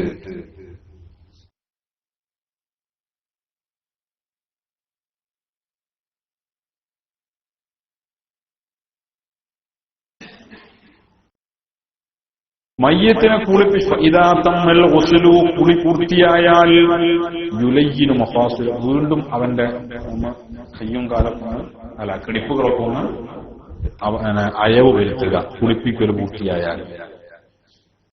പിന്നെ എന്നിട്ട് ശരിക്കും തോർത്തി കൊടുക്കുക. വയുസന്നു, ഇതാണ് ഇപ്പൊ മയ്യത്ത് കുളിപ്പിക്കുന്ന ഒരു രൂപം. മയ്യത്ത് കുളിപ്പിക്കണം. അപ്പോ ഒന്നുകൂടെ പറയാം. മയ്യത്തിനെ വുളൂ ചെയ്തു. ആദ്യം നമ്മൾ മയ്യത്തിനെ ഇരുത്തി, മയ്യത്തിനെ പിന്നെ ഉള്ളിലുള്ള പിന്നെ വൃത്തികേടുകൾ പുറത്താകുന്ന രീതിയിൽ ഇടത് ഭാഗത്ത് എന്റെ വയറിന്റെ മുകളിൽ തടവി കൊടുത്തിട്ട് പുറത്തു പോകണമെങ്കിൽ മയ്യത്തിനെ ഒരു അല്പം ചിരിക്കണം. വലത് ഭാഗത്തിന് മേൽ കുറച്ചൊന്ന് ചിരിക്കണം. അപ്പോഴേ അടിഭാഗത്തു കൂടെ പുറത്തു പോകേണ്ടതൊക്കെ പുറത്തു പോവുള്ളൂ. മനസ്സിലായോ? അപ്പോ ആ രീതിയിൽ ഇരുത്തിയിട്ട് മയ്യത്തിന്റെ ഇടത് ഭാഗത്ത് പിന്നെ തടവി വൃത്തിയോടൊക്കെ പുറത്താക്കിയ ശേഷം അതൊക്കെ ശുദ്ധിയാക്കി വൃത്തിയാക്കുക. എന്നിട്ട് മയ്യത്തിനെ കുളിപ്പിക്കുക, വുളൂ ചെയ്തു കൊടുക്കുക, പല്ല് തേച്ചു കൊടുക്കുക, വുളൂ ചെയ്തു കൊടുക്കുക, അല്ലെ? വുളൂ ചെയ്തു കൊടുക്കുക. എന്നിട്ട് ശരിക്ക് കിടത്തിയിട്ട് തലയില് ശരിക്കൊന്ന് വെള്ളമൊഴിക്കുക. രണ്ട് ഭാഗത്തും, വലത് ഭാഗത്തിന്റെ ഇടത് ഭാഗത്തിന് മേലെ വെള്ളമൊഴിക്കുക. എന്നിട്ട് ശരിക്ക് സോപ്പിട്ട് കഴുകുക, സോപ്പ് കൊണ്ട് കഴുകുക. എന്നിട്ട് വീണ്ടും തല മുതൽ കാൽപ്പാദം വരെ വെള്ളമൊഴിക്കുക. ഇത് 3 പ്രാവശ്യം ചെയ്യാം. ഇപ്പൊ കുളിപ്പിക്കൽ പൂർത്തിയായി. എന്നിട്ട് ശരിക്ക് ഒന്നുകൂടെ കയ്യും കാലത്തൊന്ന് ലൂസാക്കുക, അയവ് വരുത്തുക, ആദ്യം ചെയ്തതുപോലെ. എന്നിട്ട് ശരിക്കും ഒന്ന് തോർത്തി കൊടുക്കുക. ഇതോടുകൂടെ മയ്യത്തിനെ കുളിപ്പിക്കണ പണി കഴിഞ്ഞു. പിന്നെ ഇനി കഫൻ ചെയ്യലാണ് ബാക്കിയുണ്ടാവുള്ളൂ. ഇനി ഇവിടെ സുന്നത്തായ ചില കാര്യങ്ങളെ അമീനൻ, കുളിപ്പിക്കുന്ന ആള് അമീനായിരിക്കണം. ഏതെങ്കിലും പിന്നെ വക്ക് പൊട്ടിയനൊപ്പം കുളിപ്പിക്കാൻ ഏൽപ്പിച്ചിട്ടുണ്ടെങ്കിൽ പണിയാവും. മനസ്സിലായോ? കുളിപ്പിക്കുന്ന ആളുകൾ അമീനായിരിക്കണം, വിശ്വസ്തനായിരിക്കണം. فإن رأى خيرا ذكره أو شرا كتمه إلا لمصلحة. മയ്യത്ത് കുളിപ്പിക്കുന്ന ആളുകൾ മയ്യത്തിൽ എന്തെങ്കിലും നന്മകൾ അത് പറയണം, ആളുകളോട് പറയണം. മയ്യത്ത് കുളിപ്പിക്കുന്ന സമയത്ത് നന്മകൾ കണ്ടാൽ ഉണ്ടാവുമല്ലോ. മയ്യത്ത് കുളിപ്പിക്കുന്ന സമയത്ത് മീനിങ്ങളാണെങ്കിൽ പലതും ചിലപ്പോൾ കാണാം, പലതും അനുഭവപ്പെടാം. അപ്പോൾ മയ്യത്ത് കുളിപ്പിക്കുന്ന സമയത്ത് വല്ല നന്മയും അവന്റെ ശരീരത്തിലോ മറ്റോ കണ്ടാൽ അത് ആളുകളോട് പറയാം. ഇനി വല്ല ഷെറും കണ്ടാലോ കത്തമഹു, അത് മറച്ചു വെക്കണം, പറയാൻ പാടില്ല, ആളുകളത് അറിയിക്കാൻ പാടില്ല. ഷെറ് പിന്നെ പറയാൻ ബുദ്ധിമുട്ടുള്ള വല്ലതും കണ്ടാൽ, മയ്യത്തിന്റെ ശരീരത്തിലുള്ള വൈകൃതം അല്ലേ, അതൊക്കെ അങ്ങനെയുള്ളത് കണ്ടാൽ അത് പറയാൻ പാടില്ല. ഇവിടെ ഒരു കാര്യം മനസ്സിലാക്കണം. എന്നാൽ മയ്യത്തിന്റെ ഇല്ലാലി മസ്ലഹത്തിന് വല്ലാതെ പറയാൻ പാടില്ല എന്നാ പറഞ്ഞു. അപ്പോൾ മസ്ലഹത്തിന് വേണ്ടി പറയാം. മസ്ലഹത്ത് എന്ന് പറഞ്ഞാൽ എന്താണ്? മസ്ലഹത്ത് പൊതുസമൂഹത്തിന് ഇത് പറയൽ കൊണ്ട്, അറിയൽ കൊണ്ട് എന്തെങ്കിലും നന്മയുണ്ടെങ്കിൽ അപ്പോൾ അത് പറയാമെന്നാണ്. എന്ത് നന്മ? ഈ മനുഷ്യൻ ആളുകളുടെ വലിയ സൂഫിയായി ജീവിച്ച ആളായിരിക്കും, അല്ലെ? ആളുകളുടെ വലിയ സൂഫിയായി ആലിമീങ്ങളെക്കാൾ വലിയ ആലിമൊക്കായി ജീവിച്ച ആളാവാം.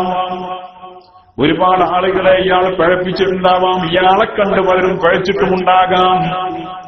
അങ്ങനെ ഒരു മനുഷ്യനാണ് എങ്കിൽ, അല്ലെങ്കിൽ മുബത്തദിയായിരുന്നുവെങ്കിൽ, അല്ലെങ്കിൽ ഫാസിഖായിരുന്നുവെങ്കിൽ, ഇയാൾ ജീവിച്ച വഴി ശരിയായിരുന്നില്ലെങ്കിൽ ഇയാളെ കണ്ട് പലരും പഴച്ചു പോയിട്ടുണ്ട് എങ്കിൽ ഇയാളുടെ മയ്യത്തിൽ വല്ല മോശത്തരവും കണ്ടാൽ അത് ആളുകളോട് പറയാവുന്നതാണ്.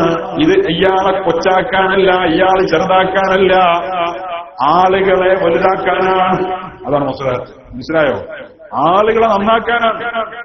ഏതൊരു മനുഷ്യന്റെയും മരണത്തോടു കൂടെ ഹക്കും ബാത്തിലും തിരിച്ചറിയും. ഈ അടുത്ത് ഞാനൊരു ഒരു വഹാബി സുഹൃത്തിന്റെ സംസാരം കേട്ടു. മുജാഹിദ് പ്രവർത്തകന്റെ സംസാരം. എന്താ സംസാരം എന്നറിയോ? എന്റെ ഉപ്പ ഒരു ഖത്തീബായിരുന്നു. എന്റെ ഉപ്പ പള്ളിയിലൊരു ഖത്തീബായിരുന്നു, സമസ്തക്കാരനായിരുന്നു, നിങ്ങളെ മൗലൂദും മാലയായിട്ട് നടക്കുന്ന ഒരാളായിരുന്നു. പക്ഷേ അയാളുടെ മകനായിട്ട് പോലും ഞാൻ ഖുർആനും സുന്നത്തും പഠിച്ച ശേഷമാണ് സമസ്ത വിട്ട് മുജാഹിദ് പ്രസ്ഥാനത്തിൽ ചേർന്നത് അവൻ പറയുന്നത്. അപ്പൊ ഒരു കേൾക്കുന്ന ആളൊരു ഭയങ്കര സംഭവം. എന്നിട്ട് അയാൾ പറയാണ്, പക്ഷേ എന്റെ ഉപ്പ അടുത്ത് മരിച്ചു. പക്ഷെ ഒരു കാര്യമുണ്ട്, എന്റെ ഉപ്പ മരിച്ച സമയത്ത് 4-5 പ്രാവശ്യം ഷഹാദത്ത് കലിമ ആവർത്തിച്ച് അടുത്തു നിൽക്കുന്ന ആളുകൾ പോലും കേൾക്കുന്ന രൂപത്തിൽ ചൊല്ലിയിട്ടാണ് മരിച്ചത്. അതുകൊണ്ട് എനിക്കൊരു സമാധാനമുണ്ട്. എന്നാലും ഒരാൾക്കൂടെ അവിടെ തന്നെയാണ്.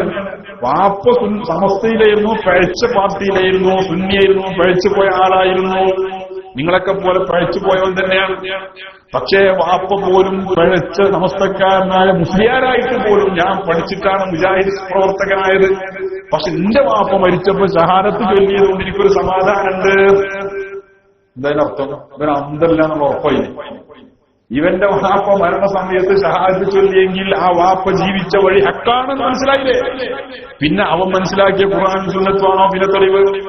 ഒരു മനുഷ്യന്റെ മരണസമയം ആ മനുഷ്യന്റെ ഹക്കും ബാത്തിലും തിരിയും. അവൻ എവിടെയായിരുന്നു എന്ന് തിരിയും. അപ്പോൾ ആളുകളെ പഴപ്പിച്ചവനാണെങ്കിൽ, ആളുകൾ പഴച്ചു പോയിട്ടുള്ള ഒരാളാണ് എങ്കിൽ, മുബത്തദി ആണെങ്കിൽ, ഫാസിഖാണെങ്കിൽ, അല്ലെങ്കിൽ ആളുകളുടെ കള്ളം പറഞ്ഞ് കെട്ടിച്ചമച്ചുണ്ടാക്കി ആൾക്കൂട്ടത്തെ കൂട്ടിയവനാണെങ്കിൽ, അയാളെ വലിയ മഹാനായി വിശ്വസിച്ച ഒരു വിഭാഗമുണ്ടെങ്കിൽ അയാൾ മരിച്ചത് വളരെ ഫൈറായ അവസ്ഥയിലല്ല. അയാൾ മരിച്ച സമയത്ത് ഇന്ന ഐബുകളുണ്ടായിരുന്നു, പോരായ്മകളുണ്ടായിരുന്നു എന്ന് ആളുകളെ അറിയിക്കാവുന്നതാണ്. അതുകൊണ്ട് കുഴപ്പമില്ല. അത് മസ്ലഹത്താണ്, ആളുകളെ നന്നാക്കാനാണ്. അല്ല, ഈ അടുത്ത കാലത്ത് ചിലർ മുൻകയർ പൊട്ടിച്ച് ഇറങ്ങി ഓടുന്നുണ്ട് പല കാര്യത്തിലും. എന്തായാലും ഇത് നമ്മളല്ലാത്ത പലരും കേൾക്കുന്നുണ്ട്. ഞാൻ നേരത്തെ പറഞ്ഞില്ലേ, അതുകൊണ്ടാണ് ഞാൻ ഇങ്ങനെയൊക്കെ പറയേണ്ടി വരുന്നത്. അപ്പോ ഫിഖ്ഹ് മനസ്സിലാക്കിയാൽ, ഫുഖഹായ പറഞ്ഞത് മനസ്സിലാക്കിയാൽ അതിലൊന്നും ഒരു പ്രഷറും കൂടേണ്ട കാര്യമൊന്നുമില്ല. അതൊക്കെ ചിലപ്പോൾ മസ്ലഹത്തിന്റെ ആവശ്യമാണെന്നാ പറഞ്ഞത്. അതായത് മുബത്തദിയായ ഒരാൾ മരിച്ചാൽ അയാളുടെ നന്മയും കണ്ടാൽ പോലും അത് മറച്ചുവെക്കണം. ഫുഖഹായുടെ ഭാഷയാണ് ഈ പറഞ്ഞത്. കാരണം അയാളിൽ വല്ല നന്മയും കണ്ടിട്ട്, ഇനി കണ്ടോന് നന്മയാണ് തോന്നിയതാണെങ്കിലും അയാൾ നന്മ ഉണ്ടായതാണെങ്കിലും അത് ആളുകളോട് പറഞ്ഞാൽ ഇയാളെ മുബത്തദിയാണെങ്കിൽ ആളുകൾ കഴിച്ചു. അതും മസ്ലഹത്താണ്. ഔ ശർറൻ ദക്കറഹു, വല്ല ഷെറും മുബത്തദിയായ ഒരാൾ മരിച്ചപ്പോ കണ്ടാൽ അതിന് ആളുകളോട് പറഞ്ഞു കൊടുക്കും വേണം. മനസ്സിലായോ? അതാണ് ഇതിലുള്ള മാറ്റം. അത് നമ്മൾ വേർതിരിച്ച് മനസ്സിലാക്കേണ്ടതാണ്. എന്തിനാണ്? ഇയാളോടുള്ള വ്യക്തിവിരോധം കൊണ്ടല്ല, ഈ മനുഷ്യനോടുള്ള വ്യക്തിവിരോധം കൊണ്ടല്ല, ഒരു പ്രശ്നമല്ല. എന്തിനാണ് ആളുകളോട് ഇത് പറയണമെന്ന് ഫുഖഹാ പറഞ്ഞത്?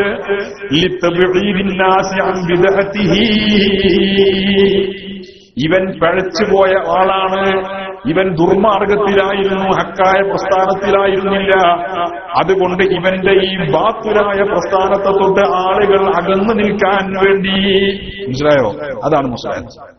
അപ്പൊ പറയാം, അതിന് കുഴപ്പമില്ല. അപ്പൊ നീയത്ത് കുളിപ്പിക്കുന്ന ആളുകൾ നീയത്ത് ചെയ്യാൻ നിർബന്ധമല്ല, സുന്നത്താണ്. എന്താ നീയത്ത് ചെയ്യാ? ഈ മയ്യത്തിന്റെ കുളിയെ ഞാൻ വീട്ടുന്നു, അല്ലെങ്കിൽ ഈ മയ്യത്തിന്റെ മേലിലുള്ള നിസ്കാരത്തെ ഹലാലാക്കാൻ പിന്നെ നിസ്കാരത്തെ ഞാൻ എന്ത് ചെയ്യുന്നു? ഹലാലാക്കുന്നു. ഹലാലാക്കാൻ വേണ്ടി കുളിപ്പിക്കുന്നു എന്ന് കരുതുന്നു. മനസ്സിലായോ? മയ്യത്തിന്റെ മേലുള്ള നിസ്കാരത്തെ ഹലാലാക്കാൻ വേണ്ടി കുളിപ്പിക്കുന്നു, അല്ലെങ്കിൽ മയ്യത്തിനെ കുളിപ്പിക്കുന്നു എന്നൊക്കെ കരുതാം. മയ്യത്തിന്റെ കുളിയെ ഞാൻ കൂട്ടുന്നു എന്ന് കരുതാം. പിന്നെ മയ്യത്തിനെ കുളിപ്പിക്കുന്നിടത്തേക്ക് എടുത്തു വെക്കുമ്പോൾ ബിസ്മില്ലാഹി വഅലാ മില്ലത്തി റസൂലില്ലാ എന്ന് ചൊല്ലുക. പിന്നെ തസ്ബീഹ് ചൊല്ലുക. ഇതൊക്കെ സുന്നത്താണ്.